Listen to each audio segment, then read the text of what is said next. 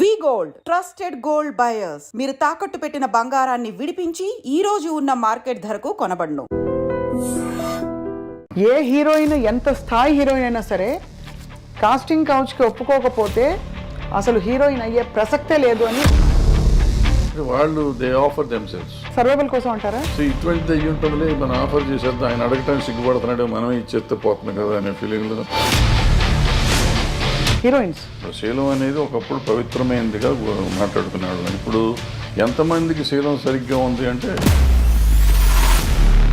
అవసరం, నేను దీంట్లో సర్వైవ్ అవ్వాలంటే ఇది అయితేనే అవుతుంది అనుకుంటే. మీరు ఎప్పుడైనా ఇబ్బంది పడే సందర్భాలు ఉన్నాయా సార్? మరి జానీ మాస్టర్ ఇష్యూలో ఏమై ఉంటుంది సార్? Work place harassment. అలాంటి టైంలో నేను లొంగిపోవాల్సి వచ్చింది, నాకు ఆప్షన్ లేకపోయింది. రాత్రి 2 గంటలకి నా డోర్ వచ్చి కొట్టేవారు తాగేసి. నైట్ తలుపులు కొట్టేవాళ్ళంతా మందు కొట్టినాక వస్తారు. వాళ్ళకి ఏ విధమైన కంపల్షన్స్కి లొంగాల్సిన అవసరం లేకుండా పైకి వచ్చిన నటీమణులు ఎక్కడ వాడినేసి ఎక్కడికి వెళ్ళారు. అందరు హీరోల కంటే ఎక్కువ హైయెస్ట్ రెమ్యునరేషన్ తీసుకున్నారు. ఎంత సార్ ఆ రోజుల్లో ఎలా ఉండేది? మొన్నటి డాకు మహారాజ్ సినిమాలో పాట కూడా విమర్శకి గురైంది కొంత. బయట వాళ్ళ పార్టీలకు వెళ్తే, పబ్బుల్లోకి వెళ్తే మీకు అంతకంటే భయంకరంగా ఉంటారు ఆడపిల్లలు. బోస్ గారు కరెక్ట్గా రాశారు, you have to control your self. అంటే కోకా కోకా కోకా కడితే కొరకరమంటూ చూస్తారు. సూరి సినిమా టైంలో మీరు ఇబ్బంది పడ్డారా డబ్బులకి? లాస్ట్ 2-3 ఇయర్స్ నుంచి నేను కంఫర్ట్ జోన్లో ఉన్నా. ఇప్పుడు సార్ పుష్ప లాంటి సినిమాలకి మేము వినడం ఎవరో చెప్పాం, ముత్యాల సుబ్బయ్య గారు చెప్పారనుకుంటాం, మొన్న 300 కోట్లు ఇలా ఉన్నాయి డైరెక్టర్ రెమ్యూనరేషన్. సరే నిజం చెప్పాలంటే నేను పుష్ప 2 చూడకూడదు అనుకున్నా. ఎందుకంటే బయట చెప్పిన మాటలు, అదేదో షెకావత్ మీద వచ్చిపోస్తాడు ఇటువంటి అన్ని విని. మీ వివాహం ఎలా అయింది సార్? అది మా ఇంటి పక్క ఇల్లు, 2 ఇళ్ళు అవతల ఉండేవారు. లవ్ మ్యారేజే? అదే మరి ఇందాక ఏమన్నారు, ఫోటోలు కూడా చూడమని చెప్పారు సార్ మీరు.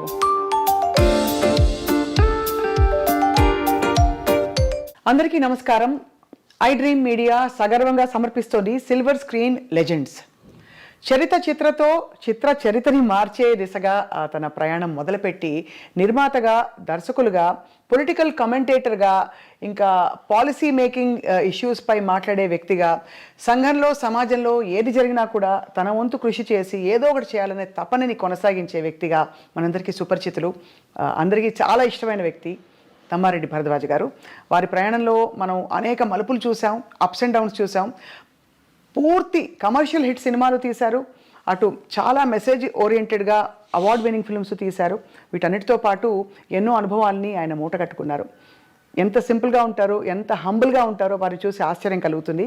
ఇవాళ మామూలుగా మాట్లాడే ఇతరత్ర అంశాల కంటే కూడా వారి మనసులో ఏముందో వెలికి తీసే ప్రయత్నం ఇవాళ కార్యక్రమం. సార్ నమస్కారం. చాలా ఓపిక ఎక్కువ సార్ మీకు. హాయిగా ఈ ఇంటర్వ్యూ వల్ల మీకు ఏం వస్తుందో తెలీదు, కానీ మాకు సమయం ఇచ్చి అంత ఆత్మీయంగా you let us come into your personal space. Thank you so much. Sir, how are you doing? ఎలా ఉన్నారు? గుడ్ మా, very good. So we are reminiscing, వస్తూ మీ సినిమాల జాబితా అంతా కూడా ఇంకోసారి గుర్తు చేసుకుందామని తీస్తూ వచ్చాను. చాలా గ్లోరియస్ అండ్ వెరీ సంక్షిప్తంగా ఉన్నా కూడా మీ యాక్చువల్ నంబర్ ఆఫ్ ఫిల్మ్స్ చూస్తే చిన్న లిస్ట్గా అనిపించినా కూడా ఐ థింక్ చాలా ఇంపాక్ట్ఫుల్ ఫిల్మ్స్ అని అనిపించింది sir as a film lover. ఇప్పుడు ఏంటి సార్ మరి, what is your primary occupation ఇప్పుడు? ఏం లేదమ్మా, రైట్ నో ఏం లేదు, ఖాళీయే, ఏదో అట్లా టైం పాస్ చేయటం. మీరు ప్రొడ్యూసర్గా మొదలుపెట్టినప్పుడు మీ జర్నీని ఇలాంటి సినిమాలే తీస్తానని అనుకున్న రోజులు ఉన్నాయా, లేక మీరు అలా నాన్నగారి ప్రవేశం ఉంది కాబట్టి అలా కంటిన్యూ అవుతూ వచ్చేసారా? లేదు, నేను నాన్నగారితో పాటు అసలు ఎప్పుడు ప్రయాణం చేయాలి. ఆయనకి మనకు అంటే దూరం కాదు, నేను ఉద్యోగం చేసుకుంటామండి ఇరిగేషన్ డిపార్ట్మెంట్లో. అవును, సివిల్ ఇంజనీర్గా. బట్ నాకు సినిమాలంటే పిచ్చి. సినిమాలు చూడటం పిచ్చి, తీయటం పిచ్చి కాదు. సినిమాలు చూడటం బాగా పిచ్చి. 2-3 సినిమాలు చూసాను రోజు. సో ఈ కొంచెం డిఫరెంట్ కథలు, వీళ్ళందరూ రాఘవేంద్రరావు గారు, దాసనారాయణ గారు, వీళ్ళందరూ కూడా కథలు నన్ను అడుగుతుంటారు. అంటే అన్ని లాంగ్వేజెస్ సినిమాలు చూసేవాడిని నేను. సో వాళ్ళు ఎప్పుడు సరదా కూర్చోబెట్టుకుని ఆ సినిమా కథ ఏంటి, ఈ సినిమా కథ ఏంటి, ఈ టైప్లో ఉండేది. మా నాన్నగారు కూడా అట్లాగే అడుగుతాను. అట్లా ఒక మలయాళం కథ నాకు నచ్చి నేను కేశవరావు గారికి చెప్పాను, బాగుంటుంది సార్ తీసుకోండి. ఆయన అప్పుడే ప్రొడక్షన్లోకి వచ్చారు. డిస్ట్రిబ్యూటర్ ఆయన తారక రామ ఫిల్మ్స్. నేను చేయటం కదా నువ్వే చెయ్యి అన్నారు. అట్లా యాక్సిడెంటల్గా ప్రొడ్యూసర్ని అయిపోయాం. తర్వాత వచ్చిన కాడి నుంచి నాకంటే కొంచెం డిఫరెంట్గా ఉండే ఫిల్మ్స్ చేయాలని నాకు ఆలోచన. అంటే రొటీన్ సినిమాలు కాకుండా చేయాలని. అప్పట్లో డిఫరెంట్ అంటే ఏంటి మీ దృష్టిలో? అంటే రెగ్యులర్గా చూసే సినిమాలు కాకుండా నేను ఇప్పుడు కోతల రైడ్ చేసా ఫస్ట్ ఫిలిం. కోతల రైడ్ టోటల్గా నెగిటివ్ షేడ్ ఉంటుంది హీరో క్యారెక్టర్. ఫైనల్ క్లైమాక్స్ వచ్చేటప్పటికి చేంజ్ ఓవర్ ఉంటుంది. అంటే మనుషులు మనస్తత్వాల మీద ఎక్కువ ఆధారపడి ఉంటుంది. అంటే కథగా కొత్త కథ ఏం కాదు కానీ మనస్తత్వం, పిల్లడి మనస్తత్వం. దాంట్లో ఒక డైలాగ్ ఉంటుంది. ఆ అమ్మాయిని అతను వాడుకునేసి చెల్లి అంటాడు. ఫాదర్ పిలిపిస్తాడు. ఫాదర్ దగ్గరికి ఆ అమ్మాయి వస్తుంది, నన్ను మోసం చేశాడు మీ అబ్బాయి అని. ఆయన జడ్జి. వీడు గాలితే అంటే వచ్చినప్పుడు ఆ అమ్మాయిని వీళ్ళ పిల్లలకి, అన్నయ్య పిల్లలకి టీచర్ అనమాట. మొత్తాన్ని ట్రాప్ చేశాడు, అయిపోయింది, ఇట్లా అయింది, అన్యాయం చేశాడు మీ అబ్బాయి అని అడిగితే చిచ్చిచ్చి నాకు అట్లా ఎట్లా ఉంటుంది, ఆ అమ్మాయిని చూస్తే నాకు చెల్లెలు ఫీలింగ్ అంటాడు. అంటే అప్పుడు ఆ అమ్మాయి ఒక డైలాగ్ చెప్తుంది, నువ్వు ఆ 2 అక్షరాలు అంత పవిత్రమైన చెల్లి అనే పదం అన్న దానికంటే లంజ అంటే నేను చాలా హ్యాపీగా ఫీల్ అయ్యేదాన్ని. చాలా పవర్ఫుల్ స్టేట్మెంట్ అది బాబోయ్ అని ఆ అమ్మాయి చెప్తుంది. చెప్తే ఫాదర్ అక్కడ మాట్లాడు అని వెళ్ళిపోతుంది అమ్మాయి. వెళ్ళిపోతే అప్పుడు ఫాదర్ అతన్ని కొట్టి, ఇలాంటి దరిద్రుడు నా కడుపును పుట్టిన నేను సిగ్గుపడతాను, ఈ గైడ్ ఆఫ్ మై హౌస్ అని పంపించేస్తాడు. అలాంటి వాడు తండ్రికి కష్టం వచ్చినప్పుడు తండ్రిని కోసం మొత్తం కేసు వేసుకుని ఉరిశిక్షకి వెళ్ళిపోతానికి ప్రిపేర్ అయిపోతాడు. Quiet contrast character. అంటే మనుషులు మనస్తత్వాలు ఎట్లా ఉంటాయి అనేది ఉంటుంది. అట్లాగే మొగుడు కావాలికి వచ్చేటప్పటికి టేమింగ్ ఆఫ్ ద షూని ఒక రకంగా తీశారు. అప్పుడు మంచెలి అని హిందీ సినిమా వచ్చింది.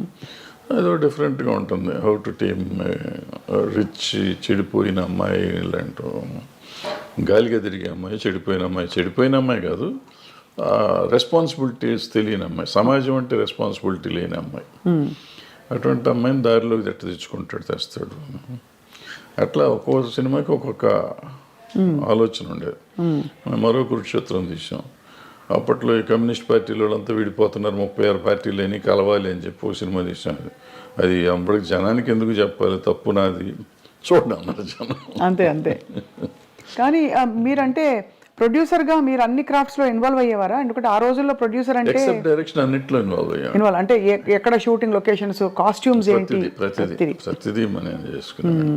ఎక్సెప్ట్ డైరెక్షన్లో సెట్లోకి వెళ్ళేవాడిని కాదు.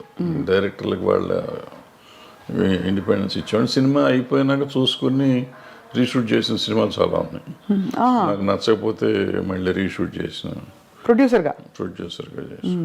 నచ్చకపోవడం అంటే మీకు కన్విన్స్ కాకపోతే, లేదు క్వాలిటీ సరిగ్గా లేదని అనుకున్న ఇది పండగ సీన్ పండాలి కదా, పండితేనే సినిమా అప్పుడు బాగుంటుంది. పండకపోతే ఆటోమేటిక్గా ఉండదు. అది నేను క్రాంతి గారి దగ్గర నేర్చుకున్నాను. యాక్చువల్లీ కోతల రైడ్ క్రాంతి గారు దగ్గరుండి చేయించాడు. మేము ఇక్కడే చేసాం, మన ముషిరాబాద్ జైల్లో తీసాం సీన్ మొత్తం. అందరిని పెట్టి తీసినాక అంతా చూస్తుంటే అక్కడ చాలా ఇంపార్టెంట్ సీన్. అతను జైల్లో ఉంటాడు, వీళ్ళందరూ వెళ్ళి నువ్వు చేయలేదని, నువ్వు మర్డర్ చేయలేదు, అతను మర్డర్ నేనే చేశాను, తండ్రిని కాపాడటానికి. తండ్రి జడ్జి, వీడు ఎట్ట గాలి, నా మీద నేను జైలుకి వెళ్ళినా చచ్చిపోయినా ఎవరు పట్టించుకోరు, బట్ నాన్న సమాజానికి కావాలి కాబట్టి నాన్న ఉండాలి, నేను చచ్చిపోతాను అంటాడు. కాదు నువ్వు అసలు ఏమీ చేయలేదు కాబట్టి నువ్వు ఉండాల్సిందే అని చెప్పి తల్లి బ్రదర్స్ అందరూ పోరాడు. నువ్వు కేవలం చేయలేదని చెప్పి మిగతాది మేము చూసుకుంటా ఉంటాం, లేదు నేనే చేశానని చెప్తాడు. అది మంచి సీను, 15-20 నిమిషాల సీను. ఆ సీను పండలో ఇక్కడ తీసాం జైల్లో కాదు. అప్పుడు మళ్ళీ తీసి ఇక్కడ సెట్ వేసి, మెడ్రాస్లో సెట్ వేసి, వీళ్ళందరినీ ఇక్కడ తీసుకుని రావాలంటే కష్టం అని చెప్పి సెట్ వేసి రీషూట్ చేసాం మళ్ళీ సీన్ అంతా. అట్లా మొగుడు కావాలో ఏదో నాకు నచ్చలేదంటే బ్రదర్స్ ఇద్దరు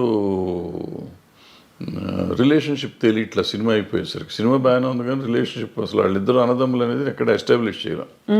సో అది అప్పుడు మొత్తం కాపీ వచ్చినాక షూట్ చేసి దాన్ని యాడ్ చేసాం అన్నమాట.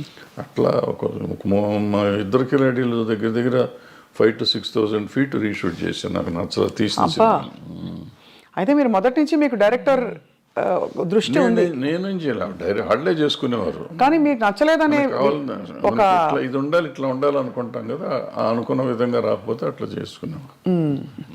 కాస్టింగ్లో సార్ మీరు చాలా మందికి డైరెక్టర్గా అవకాశం ఇచ్చి ప్రవేశపెట్టారు. ఏంటి what would you look for ఒక హీరోయిన్ని తీసుకోవాలంటే ఆ రోజుల్లో? అంటే ఆ రోజుల్లో స్టాండర్డ్స్ ఎలా ఉండేవని? స్టాండర్డ్స్ ఏం లేవమ్మా, బట్ మన కంటికి నచ్చింది అంతే. అది మొగుడు నాకు అప్పట్లో ఈ ఆడపిల్లని సరిగ్గా చూసేవాడిని. ఇట్లా వచ్చి అమ్మాయి వచ్చిందంటే కూర్చుని బాగుంది, ఫోటోలు తీసుకుని చూసి బాగుంది పంపించేసి ఓకే అని. వైజాగ్ వెళ్ళిన మొగుడు మన్మ సామ్రాజ్యం సినిమాకి వెళ్ళి అమ్మాయిని ఫస్ట్ షాట్ పెళ్ళి సీన్ అనమాట. పెళ్లి కూతురుని చేశారు, పెళ్లి మండపం వేసి ఉంది. అమ్మాయి వచ్చింది, కెమెరామ్యాన్ పెద్ద గావు కేకేసాడు. ఏంట్రా అంటే అమ్మాయికి మెలకన్ను. ఏం చేయాలి అప్పుడు వైజాగ్ ఆర్టిస్టులు దొరకరు, అక్కడ మారుస్తానికి లేదు, రాత్రి ఫస్ట్ డే షూటింగ్ అది పైగా. సరే అందులో అమ్మాయిని కొత్త అమ్మాయిని తీసుకున్నాం. అమ్మాయిని ఎవరు సార్? లతాశ్రీయా? అమ్మాయిని డిసప్పాయింట్ చేసిన తర్వాత అమ్మాయి ఆపరేట్ చేయించింది. తర్వాత అప్పుడు ఏం చేశానంటే అప్పుడు అనుకోకుండా ఎందుకో నేను బాంబేలో కొన్నాను కాస్ట్యూమ్స్, నేనే వెళ్ళి కొనుక్కొచ్చా కాస్ట్యూమ్స్. ఆ కళ్ళజోళ్ళు తెచ్చా అక్కడి నుంచి. ఆ సీన్ ఒకదానికి ఆమె మిగతా అంతా గాగుల్స్ ఉంటాయి, పెద్ద గాగుల్స్ డజన్ తెచ్చాను, అవన్నీ ఆ సినిమాలో వాడేసాను. సో ఇక కళ్ళు కనప్పుడు సరిపోయి తర్వాత ఆమె ఆపరేట్ చేయించుకున్నాను. సో అట్లా వెళ్తూ ఉందన్నమాట. ఒకటి చేసుకుంటూ వచ్చేవాడు. అప్పుడు చిరంజీవి గారితో మీరు వర్క్ చేశారు. ఆ తర్వాత ఎక్కువ ఆయనతో మళ్ళీ అలాంటి జర్నీ మీకు కుదరలేదా? లేక అలాంటి కథలు పడలేదా మీకు? ఎవరైనా ఒక టాప్ స్టార్తో వర్క్ చేద్దాం కృష్ణ గారితో చేసాం, తర్వాత కృష్ణ గారితో చేసేది పెద్దవాడి తర్వాత చేయలేను. అంటే నేను చేసిన వాళ్ళంతా అప్కమింగ్ ఆర్టిస్టులు చేసాం. చిరంజీవి కానీ, భానుచంద్ర కానీ, సుమన్ కానీ, శ్రీకాంత్ కానీ, చక్రవర్తి కానీ, అందరూ అప్కమింగ్. కృష్ణ గారు ఒక్కళ్ళే అప్పటికే ఎస్టాబ్లిష్డ్. ఆయన దగ్గర 300 సినిమాలు, 293వ సినిమా నేను చేసాను. సో ఆయన ఒక్కడితో నేను చేసిన, మిగిలిన మీకు ఎక్కువ సక్సెస్ ప్రొడ్యూసర్గా వచ్చిందా సార్, డైరెక్టర్గా వచ్చిందంటారా మీ దృష్టిలో? బికాస్ ప్రొడ్యూసర్గా మీరు మంచి సూపర్ హిట్లు కొట్టారు. అంటే నాకు పెద్దగా రెండిట్లోనూ రాలేదు నిజం చెప్పాలంటే. ప్రొడ్యూసర్గా మొదటి 2 సినిమాలు హిట్లు ఇచ్చాను, బాగా హిట్ ఇచ్చారు. కోతల రేడు, మొగుడు. డబ్బులు బాగా వచ్చాయి సార్? అప్పట్లో ఏమొచ్చి ఏం లేదు. సిల్వర్ జూబ్లీ ఆడితే నాకు గుంటూరులో సిల్వర్ జూబ్లీ ఆడితే 1,25,000 1,10,000 వచ్చింది షేర్ అంతే. అంటే ఇప్పటి లెక్కలో చూసుకుంటే మాక్సిమం 10 కోట్లు ఉంటుందా? ఇప్పుడే ఉండదు మరి. అంటే బడ్జెట్ కూడా అంతే పెరుగుతుంది కదా మరి. 10 లక్షల సినిమా, అది సినిమా అంతా 10 లక్షలే. 10 లక్షలేగా అప్పుడు. 1978 79 80లో మీకు 10 లక్షల బడ్జెట్తో మీరు సినిమా తీశారు. ఇప్పుడు ఒక 2 సీన్ల ఆర్టిస్ట్ని పిలవాలంటే 10 లక్షల కాల్ షీట్, అంతే కదా సార్? అలా మారిపోయాయి స్టాండర్డ్స్, ప్రొడక్షన్ బడ్జెట్స్ మారిపోయింది. అంటే రూపీ వాల్యూ కూడా పడిపోయింది కదా, రూపీ వాల్యూ లేదు. మీరు రీమేక్ చేసిన ఫిల్మ్ బాజీగర్ వేటగాడుగా రీమేక్ అయినప్పుడు అంత సూపర్ హిట్ అయిన సినిమా ఎందుకు తెలుగులో అది జనానికి మనస్కరించలేదు? ఆ నెగిటివ్ షేడ్ ఉండే అలాంటి క్యారెక్టర్ని యాక్సెప్ట్ చేయలేదంటారా? అయ్యి ఉంటుంది, ఎందుకంటే రాజశేఖర్కి చాలా మంచి ఇమేజ్ ఉండేది. అతనికి కొంచెం స్ట్రిక్ట్ పోలీస్ ఆఫీసర్గా కానీ, లేకపోతే సమాజానికి పనికొచ్చే క్యారెక్టర్స్ చేసే క్యారెక్టర్ ఉందా, అతను మనసు పడ్డాడు వచ్చాడు అనుకోండి. కానీ అందుకు నచ్చలేదు, లేట్ అయిందో, ఏదో సంథింగ్ మన టైం బాగోలేదు, లేకపోతే నేను బాగా తీయలేదు, డైరెక్టర్గా నేను పెర్ఫామ్ చేయలేదు, ఏదైనా అయి ఉండొచ్చు. దానిలో డబ్బులు కూడా చాలా పెట్టారు కదా సార్ మీరు? కొంత డబ్బులు అందులో పోగొట్టుకున్నారని అంటుంటారు. అయిపోయిన కథ కదా అది. అయిపోయిన కథలో సార్, కానీ బాధ వేస్తుంది ఎప్పుడైనా మీరు తలుచుకున్నప్పుడు. బికాస్ ఇప్పుడు నాకే ఫర్ ఎగ్జాంపుల్ మా స్థాయిలో మాకు ఒక షో సరిగ్గా రాలేదంటే అయ్యో ఇంకా బాగా చేయాల్సింది, అది వర్కౌట్ అవ్వలేదు. ప్రతి వాళ్ళకి వాళ్ళ ప్రొఫెషన్లో ఉంటుంది కదా sir. What was it that was మీకు?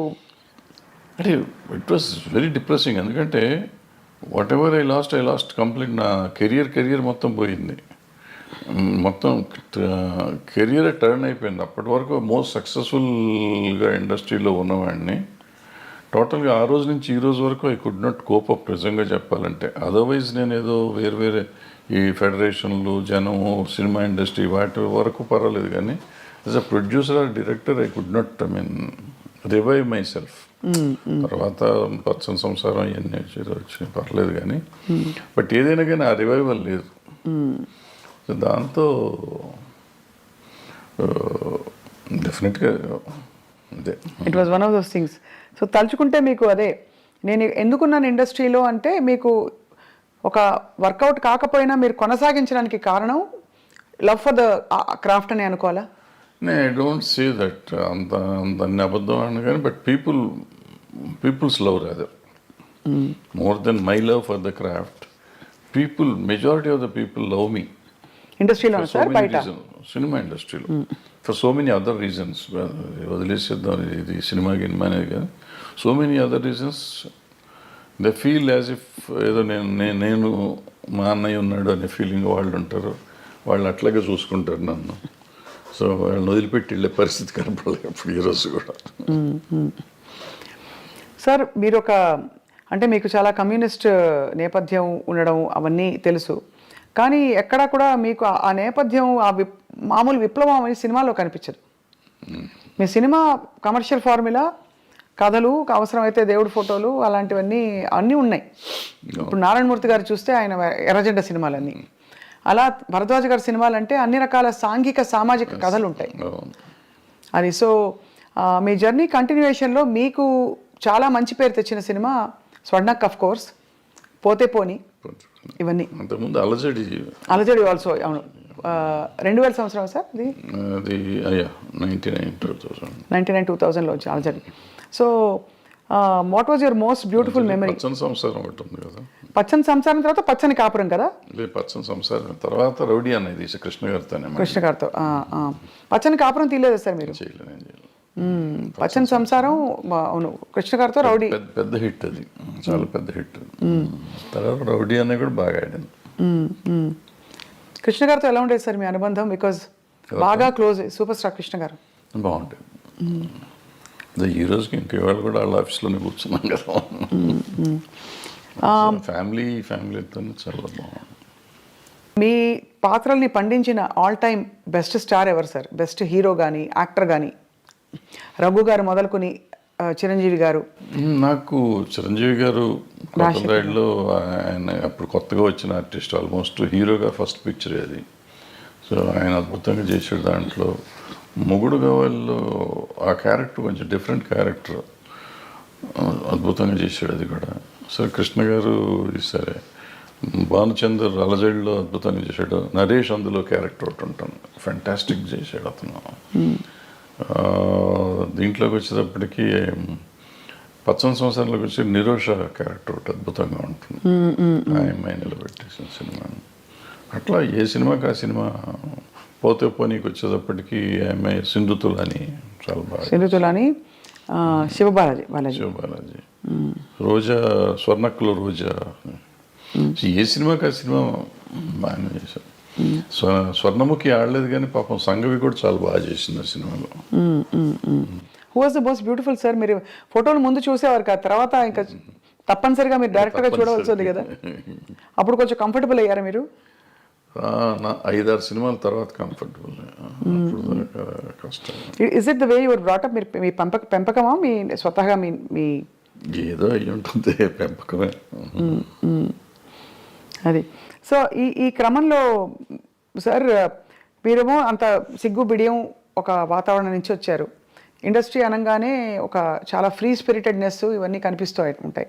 సో మీరు మిమ్మల్ని అలాగే అట్టపెట్టుకున్నారా, లేక పరిస్థితులతో భరద్వాజ్ గారు కూడా కొంచెం అడాప్ట్ అయ్యారా? లేదు, చాలా తక్కువ. ప్రాబ్లీ 25% అడాప్ట్ అయ్యి ఉంటాను, నాట్ 75%, 25%. టు సమ్ ఎక్స్టెంట్ కొన్ని అడాప్ట్ అవ్వకపోతే బాగా సర్వైవ్ అవ్వలేం కదా. అవునవునవును. Like what sir for example? అంటే కొంచెం సోషల్గా ఉండడం, సోషల్గా ఉంటుంది అంతవరకు. అది కూడా నేను పార్టీ బర్డ్ని కాదు, నేను బయటికి వెళ్ళను. ఎక్కడికి వెళ్ళరా సార్? ఫంక్షన్స్ అయ్యేవా ఆ రోజుల్లో? సినిమా ఫంక్షన్స్ ఎక్కువ? ఫంక్షన్స్ అంటే మాకు అప్పుడు ఆడియో ఫంక్షన్స్ అటువంటి, లేకపోతే సినిమా ఓపెనింగ్లు అట్లా ఉండే, అంతే తప్ప వేరే ఉండే. ఈవినింగ్ పార్టీస్ అయితే లేదు ఎప్పుడు? నెవర్. సార్ ఇప్పుడు చాలామంది సినిమా ఇండస్ట్రీ నుంచి సీనియర్స్ అయిపోయిన వాళ్ళందరూ, లేదు ఇంకా సినిమాలు అయిపోయిన డైరెక్టర్లు బయట వచ్చి భాష్యం చెప్తున్నారు. అప్పట్లో వాళ్ళతో వీళ్ళు వాళ్ళతో అని. ఇప్పుడు మనకి నేను పేర్లు చెప్పను, బట్ మీకు అర్థమైపోయి ఉంటుంది ఎవరి గురించి మాట్లాడతారో. వాళ్ళు చాలా అంటే ఆల్మోస్ట్ ఎపిసోడ్గా చెప్తున్నారు, ఇలా ఏది ఆ రోజు ఇలా ఏదని. వ్యక్తిగత జీవితాల గురించి కూడా కామెంట్ చేస్తున్నారు. అంటే ప్రతి మనిషికి వ్యక్తిగతం ఉంటుందమ్మా. ఇప్పుడు ఓ, ఇట్లా ఉంటే ఇట్లాగే ఉండేవారు, ఇట్లా ఉండేవారు నీకు అది వ్యక్తిగతంగా రకరకాలుగా ఉంటారు మనుషులు. సో దాని వ్యక్తిగతాన్ని గురించి ఇప్పుడు మనం మాట్లాడటం కూడా అనవసరం. ప్రతి మనిషికి ఒక పర్సనల్ లైఫ్ ఉంటుంది. ఆ పర్సనల్ లైఫ్ కొంతమంది ఈ సినిమాల్లో మామూలుగా ఇప్పుడు ఈ కాస్టింగ్ కోచ్ అనేదో చెప్తూ ఉంటారు చూడండి. అవునవును. అది అందరూ చేస్తారంటే అందరూ చేయరు. ఇప్పుడు ఇవన్నీ కూడా మీరు చెప్పింది కానీ నేను చెప్పింది కానీ 1% టు బిలో 10% ఉంటారు అటువంటి వాళ్ళు. మీరు ఇండస్ట్రీ చూసారు కదా, అంతే సార్. ఏ హీరోయిన్ ఎంత స్థాయి హీరోయిన్ అయినా సరే కాస్టింగ్ కౌచ్కి ఒప్పుకోకపోతే అసలు హీరోయిన్ అయ్యే ప్రసక్తే లేదు అని ఒక మాజీ డైరెక్టర్ గారు ఒక బహిరంగ స్టేట్మెంట్ కాదు, ఒక ఇంటర్వ్యూలో చెప్పారు ఆయన. అది చెప్తూ ఉండొచ్చు, తప్పే ఉంది. వాళ్ళ నమ్మకం అయి ఉంటుంది, లేదా వాళ్ళ జరిగిందేమో, ఆయన చేసిన పని చేసిన కంపెనీల్లో అట్లా జరిగి ఉండొచ్చు. ఆయన ఎక్స్పీరియన్స్ ఏంటో మనకు తెలియదు కదా. నా ఎక్స్పీరియన్స్, నేను ఇన్ని సినిమాల్లో ఉన్నాను, ఇన్ని రోజుల నుంచి నేను ఉన్నాను. ఆల్మోస్ట్ 50 years అవుతాను నేను ఇండస్ట్రీకి వచ్చి. 50 yearsలో I have never seen that, to be frank. ఇది అబద్ధం కాదు, నిజం. ఇన్ఫ్యాక్ట్ నాకు రివర్స్ నేను ఎక్స్పీరియన్స్ చేశాను. ఫర్ ఎగ్జాంపుల్ ఎలా రివర్స్ అంటే ఏంటి సార్? వాళ్ళు they offer themselves, girls, women. అంటే ఆఫర్ అంటే సర్వైవల్ కోసం అంటారా? ఇంతే పాపం. వాళ్ళకి ఏముంటుంది, భయం. మనం ఏంటో తెలియదు కదా. సో ఇటువంటిది అయ్యి ఉంటుందిలే, మనం ఆఫర్ చేసేద్దాం, ఆయన అడగటానికి సిగ్గుపడుతున్నాడు, మనమే ఇచ్చేస్తే పోతుంది కదా అనే ఫీలింగ్లో. అలా ఉన్నారా సార్ హీరోయిన్స్? అందరూ ఎవరో ఒకళ్ళు ఉంటారమ్మా. ఇప్పుడు వీళ్ళు అడిగారు అన్న ఎంతమంది తక్కువ మంది ఉంటారో అట్లా అడిగే వాళ్ళు కూడా అంతే తక్కువ ఉంటారు. That's why I'm telling you. You're giving a parallel, అది అర్థమైంది. బట్ అలా బిట్వీన్ 1 to 10% ఉంటారు తప్ప. అప్పట్లో సెల్ ఫోన్స్ ఏవి ఉండేవి కాదు కదా సార్. ఏముండవు. అలా అడగడం ఎలా తెలిసేది మరి వీళ్ళకి? అంటే కబురు పెడతారా? అడగటమే ఇవన్నీ, డైరెక్ట్గా అడగటమే. అడిగేవాళ్ళు అనేవాళ్ళు డైరెక్ట్గా అడగటమే. ఏటో అడిగినా, వీళ్ళు అడిగినా వాళ్ళు అడిగినా, లేనా దానికి మొహమాటం సిగ్గులు ఏమి ఉండవు.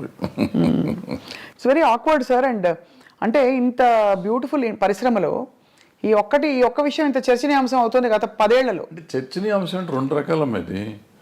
ఇప్పుడు పిచ్చి ముందా పెళ్లి ముందా అంటే ఇప్పుడు ఇద్దరికి ఇష్టమైతే ఇప్పుడు అడగగానే లొంగిపోతారు అనేది కూడా నేను నమ్మను. అన్లెస్ వాళ్ళకి ఒక అవసరం, నేను దీంట్లో సర్వైవ్ అవ్వాలంటే ఇది అయితేనే అవుతుంది అనుకుంటే లొంగొచ్చు. లేదంటే ఎందుకు లొంగుతారు వాళ్ళు?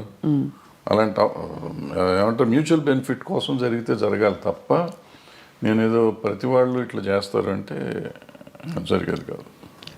మీరు ఎప్పుడైనా ఇబ్బంది పడే సందర్భాలు ఉన్నాయా సార్? ఎట్లా అంటే డైరెక్ట్లీ ఆర్ ఇండైరెక్ట్లీ మీకు ఒక కబురు పెట్టి మీ హీరోయిన్స్ వండుకుంటే ఒకటి అరా ఉంటాయి అంతే, అందరూ కాదు కానీ ఒకటి.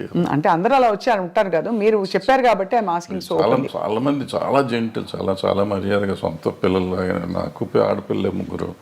సో వాళ్ళంతా మన ఇంటికి వచ్చి ఇంట్లో ఆడపిల్లలాగా ఉండేవారు తప్ప ఎవరు ఒకటి అరా 20 ఉన్నా కానీ పెద్ద విషయం. ఇవన్నీ అంటే ఇది ఇప్పుడు లేటెస్ట్గా మీరు కూడా మొన్న ఆఫ్ రికార్డ్ చాలా విషయాలు మీరు మాట్లాడినప్పుడు ఎక్స్ప్లెయిన్ చేసి చెప్పారు సార్. అదే ఈ జానీ మాస్టర్ ఇష్యూ తెరపైకి వచ్చినప్పుడు కూడా ఈ కమిటీలు వేయడం, వీటిని పరిష్కరించే దిశగా కమిటీల్లో ఉండేవాళ్ళు ఎవరు కూడా దిగొచ్చిన ఎవరు అంటే ఇట్స్ నాట్ సో ఈజీ కదా సార్. ఇవి హ్యూమన్ రిలేషన్షిప్స్ చాలా కాంప్లెక్స్గా ఉంటాయి. మీరు అన్నట్టు ఒక టైంలో ఇష్టం ఉండొచ్చు, ఒక టైంలో కాంప్రమైజ్ అవ్వచ్చు, ఒక టైంలో అది చెడుగా కనిపించవచ్చు, రకరకాలు ఉంటాయి, తప్పించుకోలేని పరిస్థితులు ఉండొచ్చు. ఏమిటవుతుంది sir? What you think is? అంటే ఇప్పుడు మీకు గతంలో మొదటి నుంచి కూడా చరిత్ర కనుకోండి, ఇతిహాసాలు తీసుకోండి, పురాణాలు తీసుకోండి. ఆయన వాల్మీకి గారు దొంగ, ఆయన తర్వాత మంచివాడు అయిపోయాడు. సో ఇట్లా మనుషుల్లో మార్పులు చాలా వస్తూ ఉంటాయి. మారిన ఇప్పుడు నేను మారిపోయాను, గతంలో తప్పు చేశాను నేను, ఇప్పుడు నేను మారిపోయి ఉంటే నువ్వు తప్పు చేసావు అంటే దానికి అర్థం లేదు కదా. సో నువ్వు గతంలో నువ్వు దుర్మార్గుడు కాబట్టి ఇప్పుడు ఏం చెప్తావంటే, ఇప్పుడు నేను మారిపోయాను, నేను సన్యాసిని అయిపోయా. బుద్ధుడు అంతకు ముందు రాజు, అశోకుడు అంతకు ముందు రాజు, వీళ్ళిద్దరూ బౌద్ధ మతానికి వచ్చినాక వాళ్ళు ఏమి చేయలే. బుద్ధుడు దేవుడు కాదంటావా? అంతే కదా సార్. సో మరి ఏ కాంటెక్స్లో చెప్తున్నారు అది? అంటే తప్పులు జరుగుతున్నాయి కానీ ఎట్లా ఉంటుందంటే, నేను విక్టిమ్ని అనుకోమ్మా, విక్టిమ్ కానీ లేకపోతే నా మీద ఎలిగేషన్ వచ్చింది అనుకోమ్మా. సో నాకు కడుపు రగిలిపోతూ ఉంటుంది. అంటే ఇది ఎట్లా ఉంటుందంటే, దీంట్లో ఇప్పుడు వస్తున్న ఇష్యూస్ అన్నీ ఏంటంటే ఇప్పుడు ఇద్దరు మ్యూచువల్గా ఒకళ్ళకొకళ్ళు ఇష్టపడతారు. ఇప్పుడు అప్పుడు కూడా కదా సార్? ఎప్పుడైనా కానీ ఇష్టపడతారు. ఇష్టపడతామో లేకపోతే సరెండర్ అవటమో ఏదైనా అనుకోండి. సరెండర్ అయినా కానీ తర్వాత కలిసి ఉన్నారుగా. అవును. నాతో సరెండర్ అయిపోయినాక ఇద్దరు కొంతకాలం కలిసి ఉన్నాం. ఇప్పుడు సరెండర్ అయిన వాళ్ళు నా మీద కేసు పెడతాం మొదలెడతారు అనుకోండి. అయితే సరెండర్ అయ్యి కొంతకాలం అయిపోయినాక నేనంటే వాళ్ళకన్నా మొఖం మొత్తి ఉండొచ్చు, నాకు వాళ్ళ మీదన్నా మొఖం మొత్తి ఉండొచ్చు. అది ఎవరికైనా ఎప్పుడైనా జరగచ్చు. వాళ్ళు నాకు బయటికి వెళ్తా అంటే వదిలిపెట్ట బుద్ధి ఇదిగా ఒకరికొకరు మ్యూచువల్గా వదిలిపెట్టపోయినప్పుడు ఈ కేసులు గట్టలు కథలు వస్తాయి. అప్పుడు నువ్వు ఎట్లా మొన్నటిదాకా బాగానే ఉన్నావు కదా, ఇప్పుడు నేను అవసరం తీరిందని వచ్చావా అని ఒకళ్ళు ఈ రకంగా ఉంటాయి. న్యాచురల్ ఇది హ్యూమన్ సైకాలజీ ఇది. దాన్ని పట్టుకుని మనం మాట్లాడతాం కదా. ఇక్కడ ఏంటంటే నో మీన్స్ నో మీద మాట్లాడాలి మనం. ఇప్పుడున్న కొత్త సిస్టమ్ ఒకప్పుడు అది వేరు. ఇప్పుడు శీలం అనేది ఒకప్పుడు పవిత్రమైనదిగా మాట్లాడుకునేవాళ్ళం. ఇప్పుడు ఎంతమందికి శీలం సరిగ్గా ఉంది అంటే చాలా డౌట్లు ఉన్నాయి. అంటే శీలాన్ని శీలంగా చూస్తున్నామా లేదా అనేది పాయింట్. అంటే ఇది వరకు ఇట్ వాజ్ అ బిగ్ టాబు. అంటే ఇప్పుడు కాదు, అది ఇప్పుడు మోర్ నార్మలైజ్ అయిపోయింది. సో ఇప్పుడు దానికి ఏమవుతుంది ఆటోమేటిక్గా నీకు ఇష్టం లేనప్పుడు అవుతుంది. రోజు మనకి రిలేషన్షిప్లో ఉంటున్నాం. మనం రిలేషన్షిప్లో ఉన్నామని మనం ఫేస్బుక్లో పెట్టుకుంటున్నాం, ఇన్స్టాగ్రామ్లో పెట్టుకుంటున్నాం, అన్ని చోట్ల పెట్టేసుకుంటున్నాం. నెక్స్ట్ డే ఇప్పుడు బ్రేకప్ అయిపోయామని మనం పెట్టుకుంటున్నాం. సో మనమే అనౌన్స్ చేసుకుంటాం వాట్ ఈస్ హ్యాపెనింగ్. అవును. ఆ తర్వాత మనకే కోపం వస్తే వాళ్ళ మీద కేసు పెడుతున్నాం. ఇది ఇప్పుడు దానికి ఎవరు బాధ్యులు అంటే కలిసి ఉన్నారు కదా. ఇప్పుడు ఏం పోయే కాలం ఏం తీపరం వచ్చింది మీకు అంటారు మా అమ్మమ్మ భాషలో మాట్లాడాలంటే. తీపరం లేదు, తాపరం లేదు. ఇది ఏంటంటే నాకు ఇష్టం లేదు, నువ్వు రావద్దని రావకూడదు, అంతే, సింపుల్. సో అక్కడ నుంచి ఆ వైరం వల్ల వచ్చే కేసులు అంటారు ఇది. కానీ జెన్యున్గా ఆడపిల్లలకి రక్షణ లేదని హేమా కమిటీ రిపోర్ట్ని కూడా మీరు ఆమోదించపోరు. ఎందుకు డెఫినెట్గా ఉందమ్మా, డెఫినెట్. ఇప్పుడు ఒక అమ్మాయి వచ్చింది పాపం, ఎవరో ఒక అమ్మాయి ఆశగా సినిమాల్లోకి చేద్దామని వచ్చింది. వచ్చిన అమ్మాయిని నువ్వు నాకు ఏదన్నా ఇది ఇస్తేనే నేను ఉద్యోగం ఇస్తాను, వేషం కానీ పని కానీ ఇస్తాను అనేది దుర్మార్గమే కదా. హేమ కమిటీ రిపోర్ట్లో కానీ ఎక్కడైనా కానీ ఈవెన్ పాక్సో దీంట్లో కానీ అదే చెప్తాను. నువ్వు అడగటం కూడా తప్పు. అడిగినాక లొంగి నువ్వు ఆ అమ్మాయికి పని ఇచ్చేసినా కూడా, ఎదురు పని ఇచ్చేసినా కూడా లొంగ తీసుకోవటం తప్పే. కాబట్టి ఏ రోజు తెలిసినా కానీ నా మీద నేను శిక్షార్హుడిని. ఏమంటే మ్యూచువల్గా కలిసి ఉన్నాం కదా, నీకేంటి అని మనం అడగటానికి లేదు. ఇంకా కలిసి ఉన్నా కానీ నువ్వు లొంగ తీసుకున్నావు కదా. అవును. ఇప్పుడు మరి జానీ మాస్టర్ ఇష్యూలో ఏమై ఉంటుంది సార్? అది దాన్ని నేను మాట్లాడకూడదు. మీరు మాట్లాడకూడదు కాబట్టి ఓకే ఫైన్, అడగం సార్. మేము కూడా కమిటీని కోర్టుని కంప్లీట్గా గౌరవిస్తూ అంటే దీనికి బేస్ లైన్ ఒక నార్మ్ ఎలా తీసుకోవాలనే ఒక క్వశ్చన్. ఎందుకంటే టిపికలీ రెమ్యూనరేషన్స్తో పాటు ఇట్స్ అన్ ఎక్స్పెక్టెడ్ ఫేవర్ అని వినికిడిలో ఉంది. చాలామంది హీరోయిన్లు, చాలామంది క్యారెక్టర్ ఆర్టిస్టులు దీంట్లో జయలలిత గారు చెప్పారు సార్. ఫర్ ఎగ్జాంపుల్ ఇక్కడ నాకు ఆ కేసు మీరు అడుగుతున్న particular case it is work place harassment. Work place హెరాస్మెంట్లో అంటే మీరు పనిచేస్తున్నారు, మీరు సాక్షి టీవీలో పనిచేస్తున్నారు, లేకపోతే ఐ డ్రీమ్లో పనిచేస్తున్నారు. మీకు నాకు ఏదో వైరం ఉందో, లేకపోతే మన ఇద్దరికి సమ్ స్కోర్ సెటిల్ చేసుకోవాలి. నేను సడన్గా మీరు వెళ్ళి యాంకరింగ్ చేస్తా ఉంటే ఇట్లా జరుగుతుంటే మధ్యలో వచ్చేసి ఆపేసే స్వప్న బయటికి రామ్ డూమ్ అంటే that is work place harassment. ఏమీ చెయ్యిపోయినా అతను మనిషి మీకు చాలా ఇష్టమై ఉండొచ్చు, మీతో వాళ్ళకి ఉండొచ్చు, ఏదైనా అయి ఉండొచ్చు, but it's no business to can get in to the premises. First point, that is work place harassment. So అటువంటి టైప్ ఆఫ్ కేసెస్ దాంట్లోకి వస్తాయి. మిగిలిన ఇవన్నీ మనకు సంబంధం లేని కేసులు. కానీ ఇది ఇక్కడ సెక్షువల్ ఎక్స్‌ప్లాయిటేషన్ జరిగింది. That is also sexual exploitation. A right to has gut, you might be having right on you some ఏదైనా రకంగా, but you should have weighted out side. లోపలికి వచ్చి అంత ఇది లేదు కదా. And it's not his premises, my premises. అదే లోపల రావడమే తప్పు కదా. సో ఇవన్నీ అంటే మరి వీటికి పరిష్కారాలు ఉంటాయంటారా? బికాజ్ మూవీ ఆర్టిస్ట్ అసోసియేషన్ ఏముంటుందా పరిష్కారం? ఏదో ఉంటాయి, చట్టాలు ఉంటాయి. చట్టాలు చెప్పినవి సగం చేస్తూ ఉంటాం. చట్టాలు చెప్పినందువల్ల అవుతుందా? ఏది అవుతుందంటే మనం కూడా తప్పు చేసామా లేదా, ఇది తప్పా కాదా అనేది మనం ఆలోచించుకోవాలి. మనం కూడా కొంచెం పెద్ద మనసు చేసుకుని ఈ చూసి చూడనట్టు మనం వెళ్ళాలి. జరుగుతూ ఉంటాయి తప్పులు, నాతో జరుగుతాయి, మీతో జరుగుతాయి, ప్రతి మనిషితో జరుగుతాయి తప్పులు. ఆ తప్పుని మనం దాన్ని ఇంకొంచెం అల్లరి చేసుకుంటానికి ట్రై చేయకుండా దాన్ని సరిగ్గా పరిష్కరించుకుంటే ఈజీగా సాల్వ్ అయిపోతుంది. అసలు ఇష్యూ ఏముంది, ఎవరి పనులు చేసుకుంటున్నప్పుడు ఇష్యూస్ ఏముంటాయి ఇక్కడ? అది కరెక్టే కదా సార్ అది. కానీ okay, final question on this topic sir. వాతావరణం చాలామంది ఇప్పుడు క్యారెక్టర్ ఆర్టిస్టులు బయటకు వచ్చి ఇంటర్వ్యూలు ఇచ్చిన సందర్భాల్లో చెప్పారు, ఫలానా టైంలో నేను లొంగిపోవాల్సి వచ్చింది, నాకు ఆప్షన్ లేకపోయింది, రాత్రి 2 గంటలకి నా డోర్ వచ్చి కొట్టేవారు తాగేసి. మరి ఇవన్నీ ఏమిటంటే వీటిని ఏ పరిధిలో చూడాలి, ఏ కోణం నుంచి చూడాలి? ఇవి ఇంటర్వ్యూ అంటే ఇవేదో ప్రైవేట్గా చెప్పినవి కాదు సార్, బహిరంగంగా బహిర్గతంగా చెప్పారు. ఇప్పుడు ప్రాబ్లం ఏంటంటే ఇక్కడ మన సమాజం ఫస్ట్ అసలు ఆడపిల్ల అంటేనే లోకువ, బయట కూడా సమాజంలో జనరల్గా సినిమాల్లో ఉన్నాడంటే అసలు మరీ లోకువ, అంటే వాళ్ళకి ఏదో taken for granted. Correct, taken for granted. So ఎవళ్ళైనా ఏదైనా చేయొచ్చు. అండ్ ఈ సినిమాల్లో నిజాలెన్నో అబద్ధాలెన్నో మనకేమీ తెలియదు, కానీ ప్రతి వాళ్ళకి ఒక ట్యాగ్ పెట్టేసి ఉంటుంది, ఈ అమ్మాయి ఆ అబ్బాయితో ఉంది, ఆ అబ్బాయి ఆ అమ్మాయితో ఉన్నాడు, సంథింగ్ ఉంటుంది. అవును. ఈ ఇంటాక్సికేషన్ స్టేజ్ వస్తుంది, నైట్ తలుపులు కొట్టే వాళ్ళంతా మందు కొట్టినాక వస్తారు. వాళ్ళకి ఈ నాకు దొరకలేదు, వాళ్ళకి ఈ టైప్లో ఉంటారు వీళ్ళంతా. దీని మీద ఈడే తలుపు కొట్టి ఆడి దగ్గరికి వెళ్ళా, నా దగ్గర రావా, ఈ టైప్లో ఉంటారు. ఇవన్నీ ఇటువంటి అంటే ఊరికి చెప్పు, దీని మీదే కాదు, బట్ అటువంటి జరుగుతానికి అవకాశాలు ఉంటాయి. రైట్. కానీ చాలా గొప్పగా గౌరవం నిలుపుకుని అద్భుతమైన సినిమాలు, అంటే నిజంగా కళాఖండాలు సృష్టించిన గ్రూప్స్, టీమ్స్, టెక్నీషియన్స్ ఎంతమంది ఉన్నారు సార్, చాలా గొప్పవాళ్ళు ఉన్నారు. అన్ఫార్చునేట్లీ వీటి గురించి ఎక్కువ మాట్లాడతాం కానీ మనం. అద్భుతం. ఇప్పుడు ప్రతి మనిషికి వీక్నెస్ ఉంటుందమ్మా, రకరకాల వీక్నెస్ ఉంటుంది. ఆ వీక్నెస్ ఏదైనా అయ్యి ఉండొచ్చు, అమ్మాయి అయ్యి ఉండొచ్చు, కులం అయ్యి ఉండొచ్చు, మతం అయ్యి ఉండొచ్చు, ఇంకోటి అయ్యి ఉండొచ్చు. సో ఆ వీక్నెస్ని గురించి మనం మాట్లాడితే ఇప్పుడు ఎప్పుడు మంచిని గురించి కూడా మాట్లాడవచ్చు కదా. తప్పకుండా. మంచిని గురించి మాట్లాడితే ఇప్పుడు ఈ అమ్మాయిల వీక్నెస్ని గురించే మాట్లాడితే ఇవాళ సమాజంలో ఎంతమంది నిలబడతారు? పొలిటీషియన్స్ని తీసుకోండి, సినిమా యాక్టర్లను తీసుకోండి, ఈవెన్ బయట సమాజంలో తీసుకోండి, సాఫ్ట్వేర్లో తీసుకోండి, మీడియాలో తీసుకోండి, ఎక్కడన్నా తీసుకోండి, స్త్రీయే మూల కారణం అంటారు. ఇప్పుడు నేను ఇది ఉంది కదా, ఈ కేసు ఉంది కదా, ఇది మన ఐసీని పెట్టిన కోర్టు, అదే పాష్ రూల్స్ ప్రకారం తీసుకుంటే ఈ చెప్పిన ఏ సెక్టర్లో అయినా మగవాళ్ళు ఉంటారా? ఉండరు.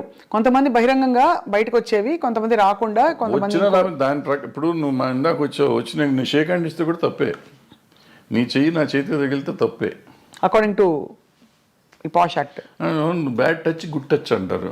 నువ్వు బ్యాడ్ టచ్గా ఫీల్ అయ్యావు, నేను గుడ్ టచ్ నీకు ఇచ్చింది.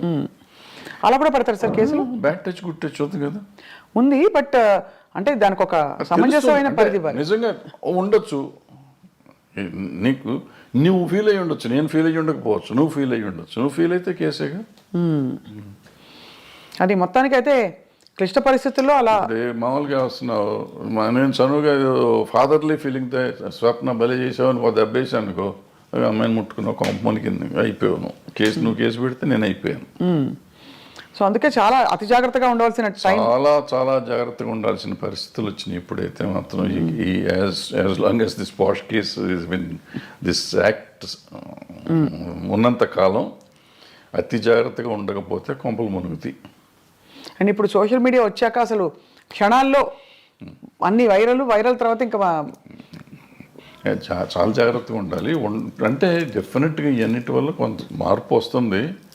100% పోతుందా అంటే నేను అంత ఈజీ కాదు. ఎందుకంటే ఆడపిల్లలు కూడా కొంచెం స్ట్రాంగ్ అవ్వాలంటే ఉన్నారమ్మా, చాలా స్ట్రాంగ్ ఉన్నారు. ఆడపిల్లలు అంత ఈజీగా ఏం లేరు. కొంతమందికి సర్వేల కోసం లొంగేవాళ్ళు ఉంటారు. సర్వేల కోసం నేను ఏదైనా అచీవ్ చేయాలి, ఎలాగైనా అచీవ్ చేయాలనుకునే వాళ్ళు కొంతమంది, ఏమీ చేయకుండా నేను అచీవ్ ఎందుకు చేయలేను, నా టాలెంట్తో నేను ఎందుకు అచీవ్ చేయలేను చేసిన వాళ్ళు ఉన్నారు, చేస్తున్నారు కూడా. ఆ రకంగానే అచీవ్ చేస్తారు, ఈ రకంగానే అచీవ్ చేస్తారు. ఎవళ్ళు రైట్ ఎవళ్ళు తప్పు అంటే tell me one name sir who you have great respect for, అంటే ఇన్ దిస్ రిగార్డ్ వాళ్ళ కష్టపడి పైకి వచ్చారు. అంటే నేను క్యారెక్టర్ పర్స్పెక్టివ్ నుంచి చెప్పట్లేదు సార్, జస్ట్ ఏ విధమైన కంపల్షన్స్కి లొంగాల్సిన అవసరం లేకుండా పైకి వచ్చిన నటీమణులు మీరు చాలా గౌరవించేవాళ్ళు. మీకు వాణిశ్రీ గారు ఎక్కడ వచ్చారు? ఆవిడ ఏమిటి, ఆవిడ ఎక్కడ జూనియర్ ఆర్టిస్ట్, ఆవిడ అసలు ఏ రేంజ్కి వెళ్ళారు, అసలు హీరోస్ని కమాండ్ చేసే, ఇండస్ట్రీనే కమాండ్ చేసే లెవెల్కి వెళ్ళారు. హయ్యెస్ట్ పెయిడ్ ఆర్టిస్ట్ ఆవిడ. సింపుల్, ఆవిడ అంతకంటే గొప్పవాళ్ళు ఎవరు లేరు మార్కెట్లో. భానుమతి గారు అంటే వాళ్ళు వేరే, భానుమతి గారు కమాండ్ చేశారు. జమున్ గారు కూడా మామూలుగా ఇచ్చారు, ఆవిడ కమాండ్ చేశారు. ఆవిడ రామారావు గారు నాగేశ్వరరావు కాదని చెప్పి ఆ రోజుల్లో షీ గుడ్ విత్ స్టాండ్. మనం అనుకుంటాం రామారావు నాగేశ్వరరావు కంటే వేరే లేదు ఆ రోజుల్లో, ఆల్టర్నేటివ్ లేని పరిస్థితుల్లో ఆవిడ నిలబడి మళ్ళీ వాళ్ళిద్దరూ ఆవిడతో కాంప్రమైజ్ అయ్యారు తప్ప ఆవిడ వాళ్ళతో కాంప్రమైజ్ అవ్వలేదు. సో ఇప్పుడు ఇదేం లేదు, అదే ఏదో అయిపోతుంది అదేం లేదు. సౌందర్య గారు చెప్పుకుంటా పోతే ఎవరైనా ఉంటారు, ఎవరికి ఉండే వీక్నెస్ వాళ్ళకు ఉంటుంది. ఆ వీక్నెస్లోని మనకి సంబంధం లేదు, వాళ్ళ పర్సనల్ ఇష్యూస్ అయ్యి. కరెక్ట్ అండి, అంతే సార్. అంతే తప్ప వీళ్ళంతా ఇటు లొంగిపోయారా ఉన్నారా? వాణిశ్రీ గారు ఏం చేశారు అసలు? ఆవిడ ఏంటి, అక్కడ ఎక్కడి నుంచి వచ్చింది? కానీ ఆ రోజుల్లో ఎవరు మనసు పడలేదా సార్ వాణిశ్రీ గారిని చూసి? చాలా పడితే పడ్డారు, ఆ గొడవ మనకు సంబంధం లేదు. బట్ ఆవిడ డిక్టేట్ చేసింది కదా. అవును, ఆవిడ వచ్చిన రోజు నుంచి ఆవిడ అట్లా ఎదుగుదల వచ్చింది కదా అవును, సినిమా ఇండస్ట్రీలో. అంటే ఆవిడలో టాలెంట్ లేకపోయి ఉంటే ఆవిడ ఇంత గొప్పది అయ్యేది కాదుగా. కరెక్ట్, టాలెంట్ ఉంది కాబట్టే కదా మిగిలిన ఏంటనే పక్కన పెట్టండి. ఆవిడ ఏదో బాగాలేదన్నారు, కళ్ళు బాగాలేదంటారు, అదంటారు, ఇదంటారు, ఫైనల్గా ఆవిడే గాడెస్ అయిపోయింది కదా. అవును, అన్ని భాషల్లోనూ, తమిళ్లోనూ, తెలుగులోనూ. ఏం అందం సార్ అసలు, అంటే రంగు తక్కువ అని అప్పుడు అన్న వాళ్ళందరూ ఒక్కసారిగా వాణిశ్రీ చీర కట్టారంటే, వాణిశ్రీ గారి చీర అంటే ఒక ట్రెండ్ సెట్టర్. సో ఎక్కడ వాణిశ్రీ ఎక్కడికి వెళ్ళేది ఆవిడ? అందరు హీరోల కంటే ఎక్కువ హైయెస్ట్ రెమ్యునరేషన్ తీసుకుంది ఆవిడ. ఎంత సార్ ఆ రోజుల్లో, ఎలా ఉండేది? ఆ రోజుల్లో 2.5-3 లక్షలు తీసుకుంది నాకు తెలిసినప్పుడు. అప్పుడు వీళ్ళు ఎవరు 2 లక్షలు టచ్ చేయలేదు. అప్పుడు ఎవరు, ఏ హీరోలు? రామారావు గారు, నాగేశ్వరరావు కూడా? రామారావు గారు ఇంకా కాదంట, తక్కువ. శోభన్ బాబు తీసుకున్నాడు అప్పట్లో, 2 తీసుకున్నాడు. ఈవిడ 2.5 తీసుకుంది రోజుల్లో. మరి కాలం మారిపోయిందా, డబ్బు విలువ పడిపోయిందా సార్? రామారావు గారు కంబ్యాక్ వచ్చినాక ఆయన హైయెస్ట్కి వెళ్ళిపోయారు. ఆ మధ్యలో బడిపంతులు చేసే రోజుల్లో ఆయన 1,00,000 దగ్గరే ఉన్నారు అన్నమాట. సార్, ఆన్ స్క్రీన్ గురించి మాట్లాడదాం. మనకి ఎక్కడో ఇన్ పోర్ట్రేయింగ్ విమెన్, అంటే విమెన్ ఇష్యూస్ మీద మీరు బాగా స్పందిస్తూ మాట్లాడుతూ వచ్చారు కాబట్టి, స్క్రీన్ మీద కూడా మొన్నటి డాకు మహారాజ్ సినిమాలో పాట కూడా విమర్శకి గురైంది కొంత. అవసరమా అని, తప్పు రైట్ అని కాదు, ఇది అవసరమా మనకి? అంటే మీ పరిధిలో మీరు ఎప్పుడు కూడా అశ్లీలం, అసభ్యకరం అనే అంశాలకు కానీ, స్టెప్పులు వేసినప్పుడు ఇలాంటివి కానీ మీరు జాగ్రత్తలు తీసుకునేవారా? Were you very conscious? డెఫినెట్గా వెరీ కాన్షియస్. అంటే నాకు ఒక్క సినిమాకి నాకు కోపం వచ్చి తీసాను, బంగారు మొగుళ్ళు అనుకుంటే. ఇటువంటి దరిద్ర పని నేను కూడా చేశాను. ఆ పాటే దరిద్రం, అక్కడ చేయేస్తే ఇక్కడ చేయేస్తే సంథింగ్ ఏదో ఉంటుంది, సరే గుర్తులేదు. అంటే మంచి నీతిగా అసలు ఎక్కడ ముట్టుకోకుండా ఒకరినొకరు టచ్ చేయకుండా సినిమా తీస్తా అంటే ఎవడు చూడలేదని కోపం వచ్చి ఆ సినిమా దరిద్రం పెట్టండి అని చెప్పి నేనే పెట్టి తీస్తాను. అంటే ఒక్కోసారి ఫ్రస్ట్రేషన్లో చేసిన పని అది చేసింది నేను చేసిన తప్పే. బట్ ఇవాళ వాళ్ళు చేసిన తప్పంటే ఇప్పుడు నాకు వయసు అయిపోయి నేను సినిమాలు లేవు కాబట్టి వాళ్ళు చేసిన తప్పండి. ఇవాళ చిరంజీవి గారు ఠాగూర్లోనో దేంట్లోనో అదేదో సినిమా పాట ఏదో ఉంటుంది, ఏమంటే నేను అప్పుడు కామెంట్ చేశాను, అంత అద్భుతమైన సినిమాలు ఇది ఏంటండి అని చెప్పి. ఆ తర్వాత వాళ్ళంతా ట్రోల్ చేశారు. అట్లాగే బాలకృష్ణ గారు మొన్న ఆ సినిమాలో కూడా అది అనవసరం, అది ఆయన స్టేచర్కే అనవసరం. అసలు ఇవాళ అటువంటి చూస్తారు అనుకోవటం అనవసరం. అంతకుముందు ఆయన చేశాడు కదా భగవత్ కేసరి, అద్భుతంగా చేశారు ఆ సినిమా. అఖండ అద్భుతంగా చేశారు. అమ్మాయి కనపడకుండానే సినిమాలు ఆడుతుంటే ఆయనకి ఎందుకు ఇది, దీనికోసం ఎవరిని వస్తారా? ఎన్ని టికెట్లు దిగుతాయి ఊరికి, కాంట్రవర్సీ తప్పించి. అందులో ఆయన ఎమ్మెల్యే, పొలిటీషియన్, ఎన్టీ రామారావు గారు ఇన్ని ఉండగా ఆయనకి అటువంటిది ఆయనే రిజెక్ట్ చేసి ఉంటే పోయేది. లేదు చేసే ప్రొడ్యూసర్లు అడిగారు, డైరెక్టర్లు అడిగారు, డాన్స్ మాస్టర్ అడిగాడు, ఏదో వాళ్ళ గోల మనకెందుకు. కరెక్టే సార్. అంటే ఎంటర్టైన్మెంట్ ప్రపంచమే విస్తరించింది బాగా. నెట్ఫ్లిక్స్లో ఇంట్లోనే మనకి ఫారిన్ అయితే ఎన్నెన్నో రకరకాలు అన్నీ వచ్చినాక అసలు బేసిక్గా ఓటీటీ వచ్చిన తర్వాతమ్మా ఏది తప్పు ఏది ఒప్పు అనేది లేకుండా సెన్సర్ వాళ్ళు కూడా వదిలేస్తున్నారు ఇవన్నీ పడుచుకోకుండా. నాకు రౌడీ అన్నయ్యలోనో దేంట్లోనో ఒక సాంగ్ చేశాను, చేస్తుంటే ఈ రంపక ఒక మిడి లాగా ఉంటుంది ఇక్కడ దాకా. ఓ సాంగ్లో తిరుగుతా ఉంటే కొంచెం లేస్తుంది. సినిమా రిలీజ్ అయినాక నాకు సెన్సార్ ఆఫీసర్ ఫోన్ చేసి, సార్ ఇక్కడ ఎక్కడో ఉంది సార్, ఎవరో జనం అంటున్నారు సార్, కట్ చేయండి సార్ అని. రిలీజ్ అయిన తర్వాత కట్ చేశాను నేను. జస్ట్ ఊరికే మిడి ఇక్కడ ఉంది, ఇప్పుడు గాలికి ఎగిరింది, వెళ్తే ఇంతవరకు ఎక్స్పోజ్ అయింది.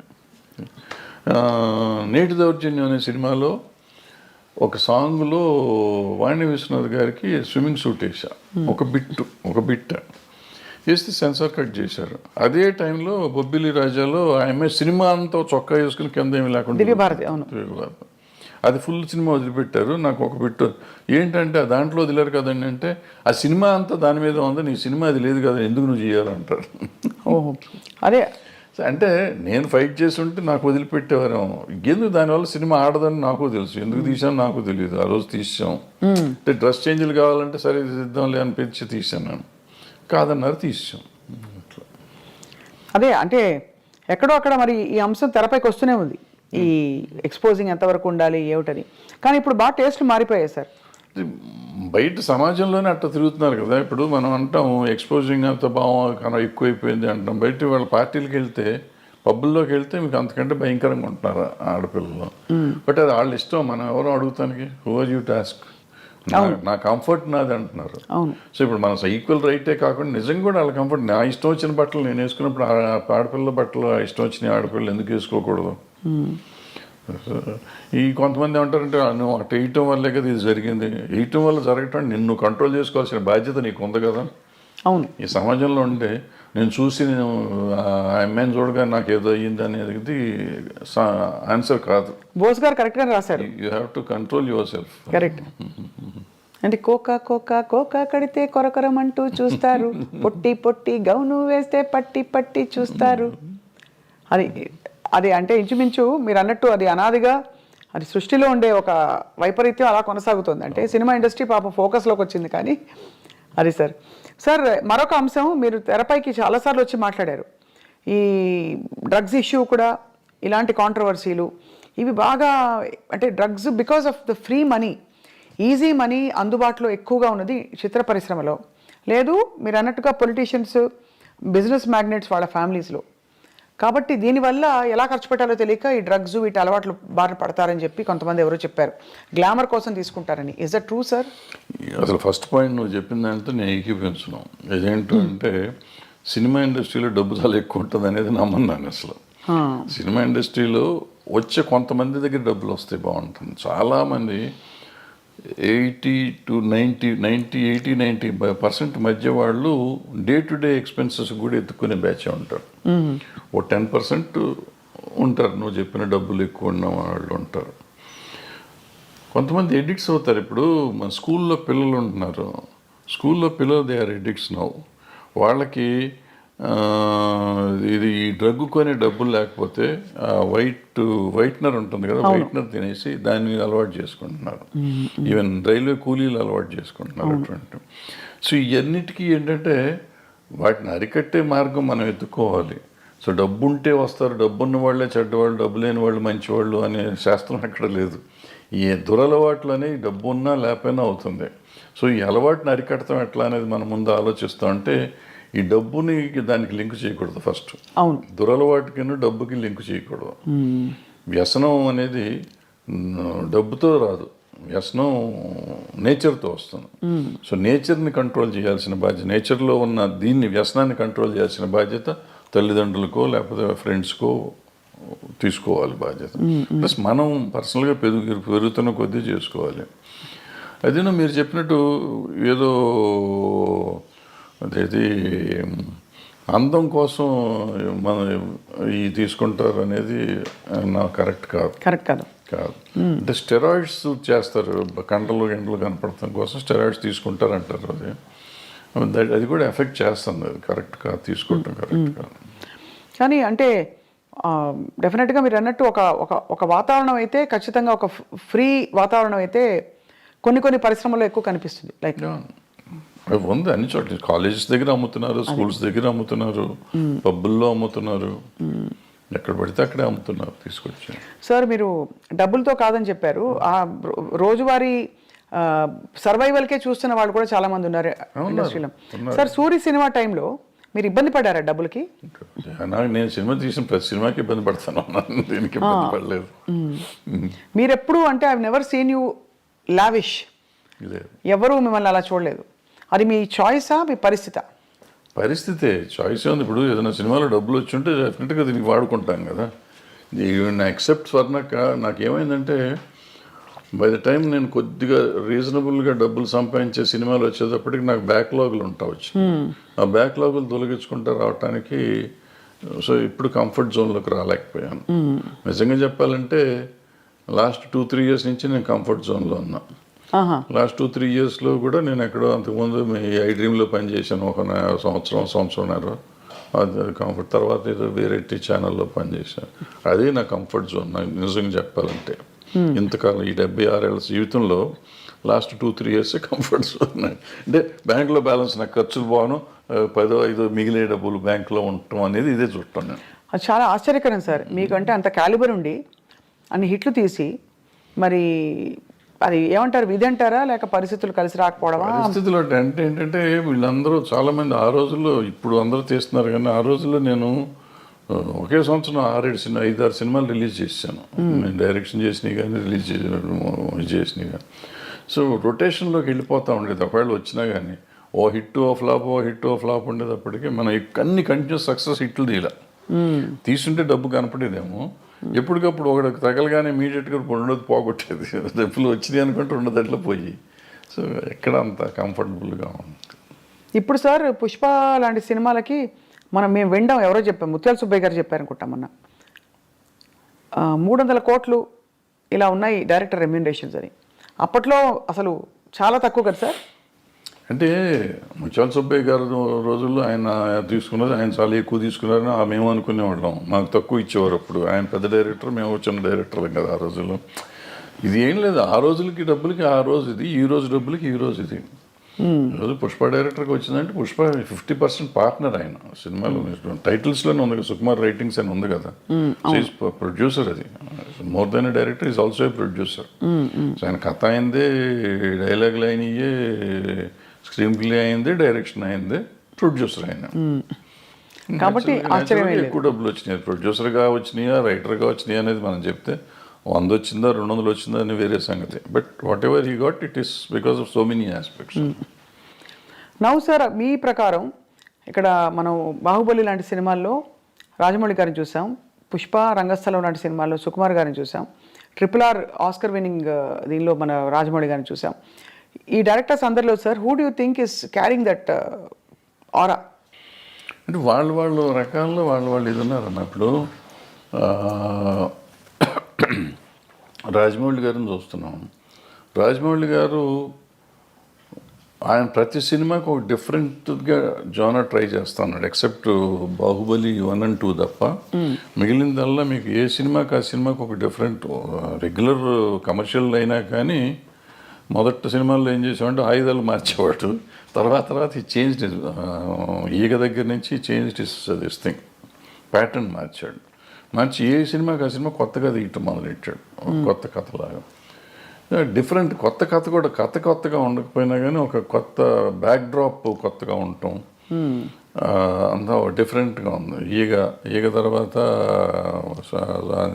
ఇది మర్యాద రామన్న ఒక డిఫరెంట్ ఇది.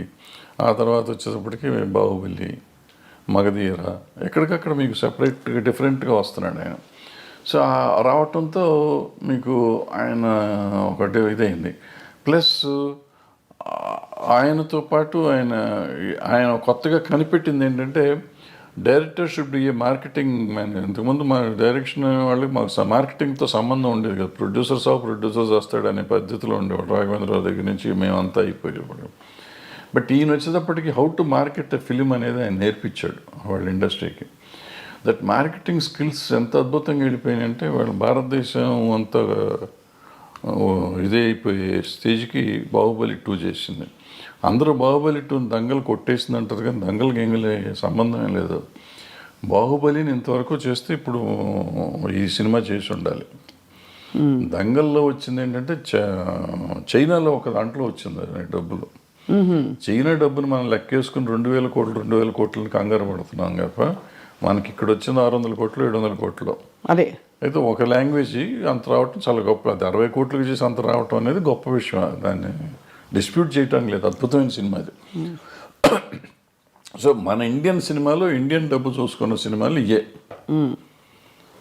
ఆ చైనాలో 2,000 కోట్లు వచ్చినా అదంతా మళ్ళీ మనకు షేర్ వచ్చేటప్పటికి చాలా తక్కువ వస్తుంది. అక్కడ 30% 20% అంత వస్తుంది. అవును. సో అవి మనం గ్రాసులు చెప్పుకొని ఊరికే కంగారు పడతా ఉంటాం. ఇప్పుడు బాహుబలి తర్వాత ఇది వచ్చింది. అలా అంటే మీరు అన్నది రాజమౌళి గారిది చాలా ఒక డిఫరెంట్ టెక్నిక్. ఈయన వచ్చేటప్పటికి ఈయనన్నీ లెక్కలని చేసిన సినిమాలు వదిలిపెట్టి ఈయన డిఫరెంట్గా చేసిన సినిమాలు ఈయన సిట్ అయినాయి చూడండి మీరు. అంతకుముందు మీరు ఆర్య చేశాడు. ఆర్య డిఫరెంట్గా ఉంటుంది. తర్వాత ఏదో చేశారు కొన్ని అటువంటి ఏదో లెక్కలు నాకు అర్థమే కదా. 1 ఒకటి ఎన్టీఆర్తో ఒక సినిమా ఏదో చేశాడు. కప్పులు తిప్పుతూ ఉంటాడు, ఏదో తిరుగుతూ ఉంటుంది.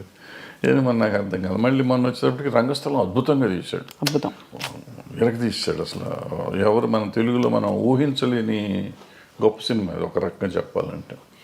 ఆ టైప్ ఆలోచన కమర్షియల్ అయినా కానీ ఎప్పుడైతే అంగవైకల్యం తీసుకురాగలిగాడో ఆ అంగవైకల్యం మీద సినిమా వచ్చేటప్పటికి అద్భుతంగా ఉంది. అది చాలా ఒక లైవ్లీగా ఉంది సినిమా. విలేజీ ప్యాటర్న్ అది అద్భుతంగా ఉంది ఆ సినిమా. ఈ పుష్పకు వచ్చేటప్పటికి Pushpa was a routine film నాకు తెలిసినప్పుడు. పుష్ప 1. పుష్ప 2 ఈ స్మగ్లింగ్ మీద ఏదో రెప్లికా తీస్తారు ఏముంటుంది అని నేను చూడలే యాక్చువల్గా. నేను మొన్న చూశాను. ఎప్పుడైతే మీకు సెకండ్ హాఫ్లో ఆ ఫ్యామిలీ ఎలిమెంట్ వచ్చిందో, వైఫ్ అండ్ హస్బెండ్ వాళ్ళ రిలేషన్షిప్ మీద ఎప్పుడైతే సినిమా తీశాడో మీకు అందుకైతే అన్స్టాపబుల్ అయిపోయింది సినిమా ఇది. ఇవాళ రెవెన్యూ కనపడుతుందంటే ఫ్యామిలీ ఊరికి మా గంధపు చెక్కలు దొంగ కాదు. ఆబ్వియస్లీ అతని పెర్ఫార్మెన్స్, అల్లు అర్జున్ పెర్ఫార్మెన్స్, అల్లు అర్జున్తో పాటుగా రష్మిక అక్కడికి వచ్చేటప్పటికి ప్లస్ ఈ రిలేషన్షిప్ డైరెక్టర్ ప్రజెంట్ చేసిన విధానం అద్భుతం. సెకండ్ హాఫ్ ఏడిపించాడు. ఆ సినిమాలో ఏడిపించడం అయింది. అందుకని సినిమా ఆడింది. ఇప్పటికీ ఆడుతుంది, ఇంకా ఆడుతుంది. అంటే నేషనల్ అవార్డు వచ్చిందంటే సినిమా ఇట్స్ గ్రేట్ సినిమా కాదు. ఇప్పుడు అదే మనం ఎప్పుడు నేషనల్ అవార్డు ఆయనకు వచ్చింది, డైరెక్టర్గా హీరోకి వచ్చింది. హీరో పెర్ఫార్మెన్స్ ఈ సినిమా కూడా అద్భుతంగా చేశాడు. మళ్ళీ నేను రెండోసారి ఇచ్చినా ఆశ్చర్యపోక్కర్లేదు. అవును కదా సార్, అంతే కదా. సో ఒకలా చూస్తే యాక్చువల్లీ ఒక కొత్త లీగ్ ఆఫ్ సినిమా వస్తుంది ఇప్పుడు. అంటే పెద్ద స్కేల్ ఒకటి, బట్ యాక్టింగ్ ఓరియంటెడ్ ఇంపర్ఫెక్షన్స్. ఇది మామూలు సినిమా కింద లెక్క తీసుకోవాలి. ఇప్పుడు అలాంటి ఒక 100 సినిమాలు మొగుడు పిల్లలు ఒకళ్ళ కోసం ఒకళ్ళు బాధపడే సినిమాలు 100 ఉన్నాయి. ఒకళ్ళు ఎన్హాన్స్ చేసుకునే క్యారెక్టర్. నా మొగుడిని అంటావా అని పెళ్ళని తిరగబడింది, నా పెళ్ళాన్ని అంటావా అని మొగుడు తిరగబడ్డ సినిమాలు 100 ఉన్నాయి. వాళ్ళు ఒకళ్ళ కోసం ఒకళ్ళు చేసుకుంది. బట్ ఇవాళ దీని బ్యాక్గ్రౌండ్ ఈ గంధపు చెక్కలు ఇవన్నీ తీసుకుని చేసింది. నేను కోతల రేటు చెప్పానే, అలాంటి ఇలాగా ఇతను దొంగకి ఒక స్మగ్లర్కి వైఫ్ అంటే అంత ఎందుకు ఉండాలి? నేను నన్ను ఇన్సల్ట్ చేసినది కాదు, నా భార్య పేరు ఎత్తినది నాకు కోపం వచ్చింది, అందుకని నేను చూస్తానండి, అది నేను తట్టుకోలేను అంటాడు. ఎవరేం చెప్పినా ఒప్పుకుంటా, ఏమన్నా కానీ నా భార్య చెప్తే వింటానంటాడు. మరి అంత స్మగ్లర్కి ఈ సెంటిమెంట్ ఎందుకు ఉండాలి? నేను అక్కడ చెప్పానే, వైఫ్ని చెల్లి అన్న దరిద్రుడు తండ్రి కోసం జైలుకి వెళ్ళిపోయి చచ్చిపోతానంటాడు. అవును. సో అది నీకు ఎప్పుడు వేరియేషన్ వచ్చేటప్పటికి నీకు తేడా వచ్చేస్తుంది. సో అక్కడ ఇక్కడ కూడా మంచి దొంగలు, మధ్యలో దొంగ రాసుకలు తీశారు మీరు. దొంగ రాసుకలు టైటిల్ ఎట్లా పెట్టారు సార్? అది వాళ్ళ కథలో ఈయన చెప్పాడు, మన దివాకర్ బాబు గారు. ఆయన కథ కూడా ఆయన. నేను ఆ టైటిల్ ఒక్కటే చూసి మీ సినిమాలన్నింటిలో మీరే పెట్టుకుంటారు. రైటర్ ఆయన, అతను మన తమిళ ఆయన రైటర్. సో భలే ఒక long innings, 50 years in the industry. Everybody అందరూ మిమ్మల్ని అంత గౌరవిస్తారు, ఎప్పటికీ ఇష్టపడతారు. కానీ మీరు కుండ బద్దలు కొట్టి మొహమ్మీ చెప్పేస్తారు అన్నీ. ఎప్పుడు మీకు శత్రువులు తయారు అవ్వలేదా? ఉన్నారు, కొంతమంది అవుతారు, కొంతమంది తిడతానే ఉంటారు, అప్పుడప్పుడు తిడతా ఉంటారు. నన్ను చంపేస్తా ఉన్నట్టు కూడా ఉన్నారు. ఉన్నారా? నడుస్తూ ఉంటారు. అంటే ఏ ఇష్యూలో సార్? ఏదో ఒక ఇష్యూలో వాళ్ళకి నచ్చని ఏదైనా చెప్తే కోపం వస్తుంది కదా. ఎవరు సార్? నేను దాసనారాయణరావు గారు, నేను కృష్ణ గారు భయంకరంగా పోట్లాడుకున్నాం. అవునా? ఎలా పోట్లాడుకున్నారు? ముఖాలు కూడా చూసుకునే లెవెల్లో పోట్లాడుకున్నాం. తర్వాత మేము ఇద్దరం అసలు నేను కృష్ణ గారు కానీ నేను దాసనారాయణరావు గారు అంత క్లోజ్గా మళ్ళీ ఎవరు లేరు. ఇప్పుడు ఏ విషయాల్లో వచ్చేవి గొడవలు? అంటే మాకేదో దీంట్లోనే మనం వేరే సొంత పర్సనల్ ఇష్యూస్ మాకేమైనా లేవు కదా. Creative differences. క్రియేటివ్ డిఫరెన్సెస్లోనే చాలా గట్టిగా మొహాలు చూసుకోకుండా అంతవరకు మాట్లాడుకోకుండా. అప్పుడు సెల్ ఫోన్ లేవు ఇవన్నీ. అంటే మీరు మరి మళ్ళీ ఎలాగా మేకప్ అలాగా మళ్ళీ ఆటోమేటిక్గా అయిపోయింది. ఆటోమేటిక్గా అంటే ఎవరిలోనూ కల్మషం లేదు. ఇప్పుడు నాకు కల్మషం ఆయన మీద, నారాయణరావు గారి మీద కానీ కృష్ణ గారి మీద కానీ కల్మషం ఉండి నేను పంతం బట్టి ఉంటే వేరే, వాళ్ళకి నా మీద అటువంటిది ఏం లేదు. ఒక క్రియేటివ్ డిఫరెన్స్ వచ్చింది నాకు కృష్ణ గారికి, అట్లాగే దాసనారాయణ గారికి నాకు ఒక క్రియేటివ్ డిఫరెన్స్ వచ్చింది. సో అప్పుడు యూత్లో ఉన్నాం కాబట్టి దాసనారాయణరావు గారి మీద కొంచెం చిల్లల పల్లలుగా నేనే ఆయన మాట్లాడలే పాపం. సో ఆయన పిలిచి ఒక రోజు కూర్చోబెట్టి మాట్లాడారు, అయిపోయింది, సెట్ అయిపోయింది. అది మీరు ఫాండ్గా ఇష్టపడి వేసుకునే మీ సినిమా ఏది సార్? వేసుకుని చూసే సినిమా పోతే పోనీయా, స్వర్ణక్క? నాకు పోతే పోనీ ఒకటిను, అలజడి ఒకటి. అలజడి ఎందుకంటే అలజడి ఇస్ మై ఓన్. ఎక్కువ సినిమాలు డైలాగులు కూడా మేము కాలేజ్లో జరిగిన సీన్స్ ఇవన్నీ ఎక్కువగా నా కాలేజ్ డేస్ మొత్తం అంతా అది. సో ఆ సీన్లన్నీ నేను ఆ కాలేజీలో మాట్లాడిన డైలాగులే పెట్టి రాసుకున్నాం అన్నమాట. వేరే కొత్తవి కూడా రాయలేదు అంతవరకు, కాలేజ్ సీన్స్ వరకు. సో అందుకని కొంచెం నాకు ఇష్టమైన సినిమా అది. మీరు వెస్లీలో చదివారు కదా సార్? వెస్లీ, సికింద్రాబాద్ వెస్లీలో చదివారు. మీ వివాహం ఎలా అయింది సార్? అది మా ఇంటి పక్క ఇల్లు, 2 ఇళ్ళు అవతల ఉండేవారు ఇల్లు. సో మీరు చూసి ఇష్టపడ్డారు అయితే, అంతేగా? Love marriage. లవ్ మ్యారేజే. అదే మరి మరి ఇందాక ఏమన్నారు, ఫోటోలు కూడా చూడమని చెప్పారు సార్ మీరు. అది వచ్చింది అది. సో మీ పిల్లలు ఎవరు మీ బాటలో నడవట్లేదా? వాళ్ళు సినిమా ఇండస్ట్రీ వద్దనుకున్నారా? మీరే డిసైడ్ చేశారా సార్ వాళ్ళకి? నేను చేయలేదు. నేను సినిమాలు చూడమంటే సినిమాలు కూడా చూడరు. చూడరా? నా సినిమాలు ఏం చూడరు, బయటికి చూస్తారని తెలియదు నాకు. చిన్నప్పుడు పెద్ద ఇష్టపడేవారు కదా, వెళ్ళేవాళ్ళు సినిమాకి తీసుకెళ్ళేవాడిని కానీ పెద్ద. So life has taught you so much sir. అంటే what is be core take away ఏంటి లైఫ్లో అని? To be satisfied with whatever you have first point, then you will be very happy with that. అంతే తప్ప నాకేం లేదు, నా కళ్ళు ఉన్నారు, వీళ్ళు ఉన్నారు, ఇక నా కళ్ళ ముందు ఉండి వీళ్ళు వెళ్ళిపోతున్నారు అని మనం బాధపడిపోతాం అంటే you lose lot of things. నేను ఐఎమ్ హ్యాపీ ఉన్నాను, బాగానే ఉంటాను కదా. బాగుంటానికి ప్రయత్నం చేయాలి. అంటే ప్రయత్నం చేయకుండా తిరగటం అనేది ఒకటో క్వశ్చన్.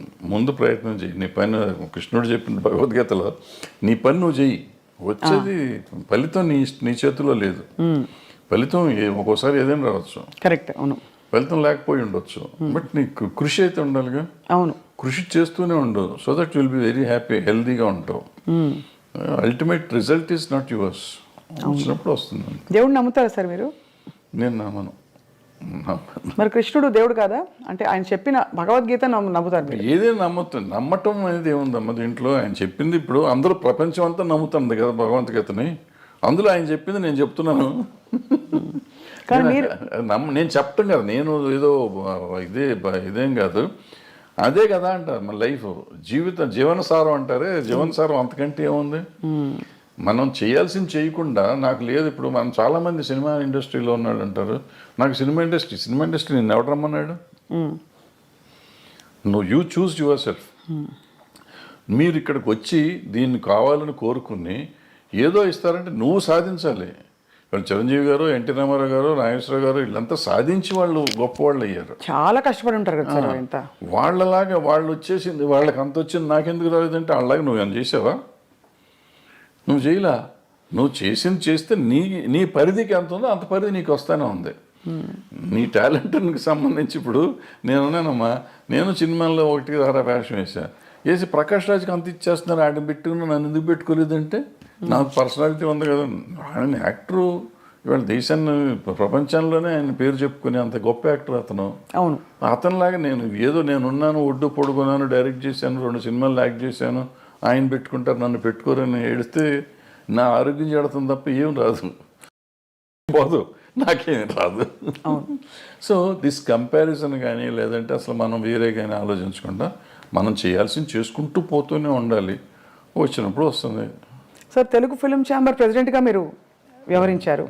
మూవీ ఆర్టిస్ట్ అసోసియేషన్లో మూవీ ఆర్టిస్ట్ మెంబర్ని కూడా కాదు, అంటే కాదు, బట్ జరుగుతున్న మార్పులు పరిణామాలు, ఆర్ యూ సాటిస్ఫైడ్? అంటే ఒక as a senior film technician అంటే బేసిక్గా మనం అసలు మూవీ ఆర్టిస్ట్ అసోసియేషన్ అనే దాని గురించి పెద్దగా ఎక్కువ మాట్లాడుకోవటం అవసరం లేదు. ఎందుకంటే కంటే ఒక 800 మంది మెంబర్స్ దాంట్లో 200 మంది అసలు వాళ్ళు ఉన్నారో లేరో వాళ్ళకే తెలియదు. కానీ అంత ఢిల్లీ ఎలక్షన్ లెవెల్లో చేస్తారు కదా సార్, దాని ఏం తాలూకు చేస్తారు, హడావిడి. ఊరికి చేసుకుంటారు వీళ్ళు. ఎందుకు చేస్తారో అనవసరం, చేయాల్సిన అవసరం లేదు అది. ఈవెన్ ఛాంబర్ ఎలక్షన్ కూడా నేను మొన్న లాస్ట్ బిఫోర్ ఇయర్ ఎప్పుడు చేస్తే ఎందుకు చేస్తున్నారంటే దాన్ని పోయే కాలం ఏమొచ్చి పోయే కాలం వచ్చిందని తిట్టొచ్చారు రోజు, మీడియా ముందే తిట్టొచ్చాను ఆ రోజు. అంతే, మనకి అది ఏదో సరదాగా ఎలక్షన్ చేసుకోవాలి తప్ప ఈ దీంట్లో రూపాయి వచ్చేది లేదు ఎవరికి. ఫస్ట్ పాయింట్ మన టైం వేస్ట్. అవును. బట్ నువ్వు సర్వీస్ చేద్దామని వచ్చినప్పుడు డబ్బులు ఎందుకు ఖర్చు పెడతావు? నువ్వు చేసే సర్వీసే ఎక్కువ, సర్వీస్ చేస్తున్నావు.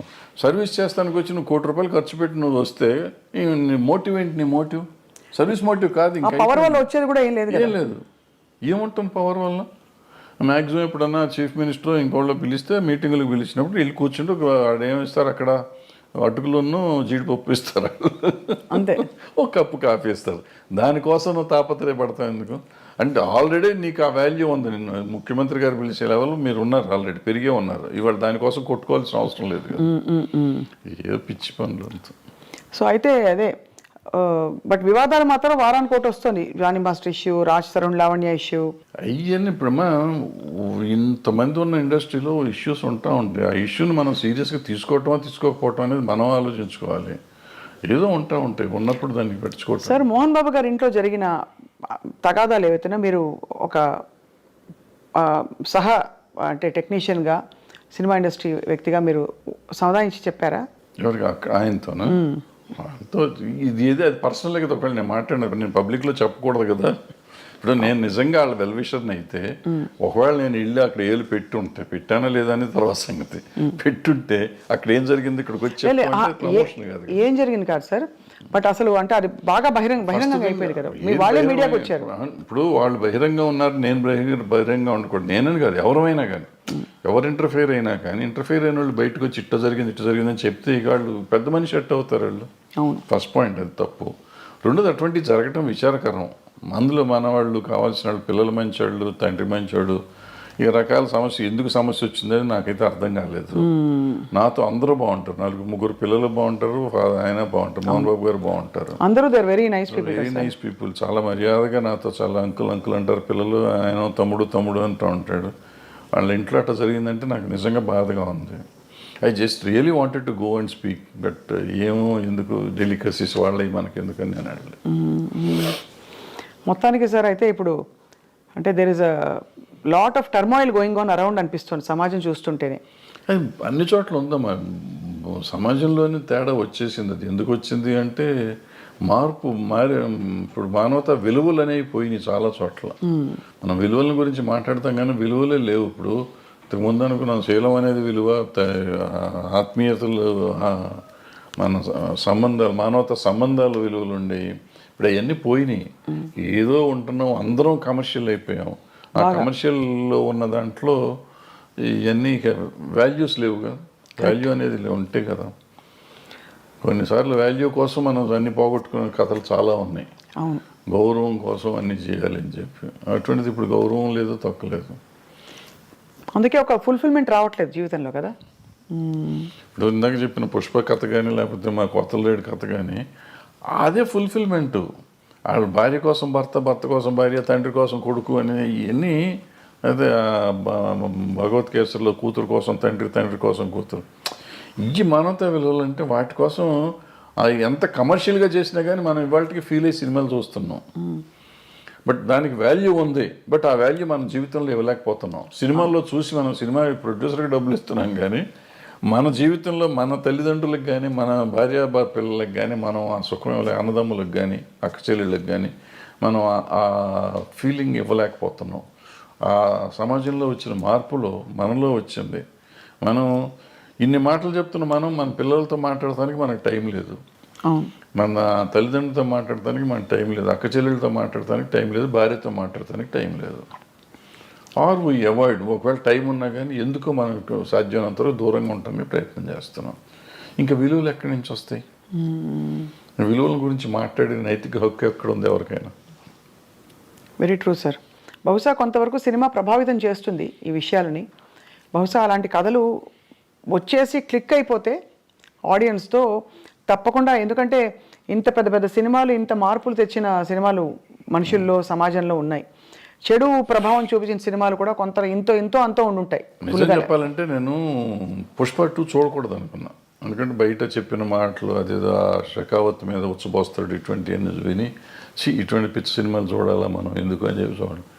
ఎందుకో చూద్దామని మనం పెట్టుకున్న ఫస్ట్ హాఫ్లో నాకు చిరాకుగా ఉండింది. ఫస్ట్ హాఫ్ చూస్తానికి నాకు took me about 5 hours first half చూడటానికి. ఇంటర్వెల్లో వెళ్ళి మెల్లిగా భోంచేసి వచ్చి కూర్చున్నాం. మళ్ళీ సరే చూద్దాం వద్దా 10 నిమిషాలు ఆలోచించి పెట్టినాక డోంట్ బిలీవ్ ఆ గంట 20 నిమిషాలు, గంట 40 నిమిషాలు ఉంది ఆ సినిమా. మొత్తం కంప్లీట్ చూసి ఐ వాజ్ క్రయింగ్ యాక్చువల్గా. అంటే అక్కడ నీకు లైఫ్ ఉంది, అంతకుముందు లైఫ్ లేదు, అంతా ఏదో సినిమాలు కమర్షియల్గా ఉండేదంతా తీసాడు ఆయన. ఇక్కడ జీవితం తీశాడు. ఆ భార్యాభర్తల అనుబంధాన్ని చూస్తే నాకు అసలు పిచ్చెక్కిపోయింది. ఆ అమ్మాయి కోసం ఇతను తప్పన కానీ వేరే సీన్లో ఆ అమ్మాయి వాళ్ళని చాట్ చేసిన సీన్ కానీ, తర్వాత ఆడబిడ్డ కోసం ఇతను వెళ్ళి ఫైటింగ్ చేస్తున్నాడు. అంటే వాడు అంత పెద్ద డాన్ లాంటి వాడు వెళ్ళి లైఫ్ను పోగొట్టుకుంటున్నాడు, డబ్బును పోగొట్టుకుంటున్నాడు, ఎన్ని పోయినా పర్లేదు నాకు పిల్లలు కాపాడితే చాలనే ఫీలింగ్ తెచ్చా. అంటే మనలో కూడా ఒక ఆవేశం తీసుకురాగలిగాడు. ఖచ్చితంగా సార్. ఏసే నా కొడుకు అనే ఫీలింగ్ ఉంది ఆ సినిమా చూస్తానంటే. వదిలిపెడతావేంటారు నువ్వు అసలు అనే ఫీలింగ్ ఉండే. దీనికి తీసుకెళ్ళారంటే మనలో ప్రతి మనిషిలోనూ అంత ఎమోషన్ తీసుకురాగలిగితే బాగుంటుంది. అవును, సినిమా డబ్బులు ఇచ్చి సినిమా చూడటం కాదు, సినిమాతో పాటు మనం నేర్చుకోవాల్సింది అది. మనం అది వదిలిపెట్టేస్తాం. దాంట్లో వాడు స్మగ్లింగ్ ఎలా చేశాడు, ఎలా దొంగతనం చేశాడు, ఎవరిని చంపాడు, ఎలా చంపాడు, అల్లు అర్జున్ కత్తితో కొట్టాడా చంపాడా, ఇది ఆలోచిస్తాం. అల్లు అర్జున్ అనే క్యారెక్టర్ రష్మిక అనే క్యారెక్టర్ని ఎంత బాగా ప్రేమించాడు, రష్మిక అనే క్యారెక్టర్ అల్లు అర్జున్ అనే క్యారెక్టర్ని ఎంత బాగా ప్రేమించింది, అంటే నా క్యారెక్టర్స్ ఒరిజినల్ని అనేది మనం ఎవరిని ఆలోచిస్తున్నాం. Very very true sir. I think human values, relationships నిలబడ్డప్పుడే టోటల్ సక్సెస్ అని చెప్పచ్చు. సినిమాకి కావచ్చు, జీవితాల్లో కావచ్చు. కానీ భరద్వాజ్ గారు మీరు మళ్ళీ వెబ్ సిరీస్ కానీ ఇంకా ఏమన్నా వెంచర్స్ కానీ, క్రియేటివ్ వెంచర్స్ చేసే అవకాశాలు ఉన్నాయా? ఏమన్నా వర్క్ చేస్తారా? చెప్తున్నా కదా, నేను పని చేస్తానే ఉంటా, ఖాళీగా ఏం లేను. ఏదో ఇటువంటి కథ రాసుకోవటం, రైటమో చేస్తా ఉంటాను. మనకి అవకాశం కూడా రావాలి కదా, అవకాశం వస్తే చేస్తానికి రెడీగానే ఉన్నాం. బట్ నేను ఇందాక చెప్పినట్టు I keep on trying to do something. అవుతుందా అవదా నాకు తెలియదు. అయినప్పుడు అవుతుందా, అవ్వకపోతే కూడా నష్టం లేదు, అయితే లాభం లేదు. But you're always in the news, and everybody watches your videos. మీ వీడియోస్కి చాలా మంచి స్పందన చూశాను నేను. కాబట్టి పొలిటికల్ ఇష్యూస్ కావచ్చు, సినిమా ఇండస్ట్రీలో అవుతున్న అంశాలు కావచ్చు సార్, ఎప్పుడు మీరు ఏదో ఒక కొత్త విషయం చెప్తారు, లేదు పాత విషయం అయినా కొత్తగా చెప్తారని ఆశిస్తూ ఉంటాం, ఎదురు చూస్తూ ఉంటాం మీ దీనికోసం. సో అది సార్, చాలా ఆనెస్ట్ కాన్వర్జేషన్ సార్ ఇవాళ. ఇంత డీటెయిల్గా ఎప్పుడు మాట్లాడి నాకు తెలియదు. కానీ మీ సినిమాలో నేను నటించాననే ఒక చిన్న విషయాన్ని నేను ఇప్పుడు అందరికి పోతే సినిమాలో చాలా ఎంజాయ్ చేశాను sir. Those few days of work. ఆ క్యారెక్టర్ కూడా నా రియల్ క్యారెక్టర్ కాబట్టి, జర్నలిస్ట్ క్యారెక్టర్ కాబట్టి నాకు ఐ ఫెల్ట్ ఎట్ హోమ్. అది thanks for the opportunity sir. And తప్పకుండా మీతో టచ్లో ఉంటాం. అప్పుడప్పుడు ఏమన్నా ఉపద్రవాలు వచ్చినా, సునామీలు వచ్చినా వచ్చి మళ్ళీ మిమ్మల్ని పలకరిస్తాం. సునామీ ఎందుకు వచ్చింది భరద్వాజ్ గారు? Thank you sir. నమస్కారం.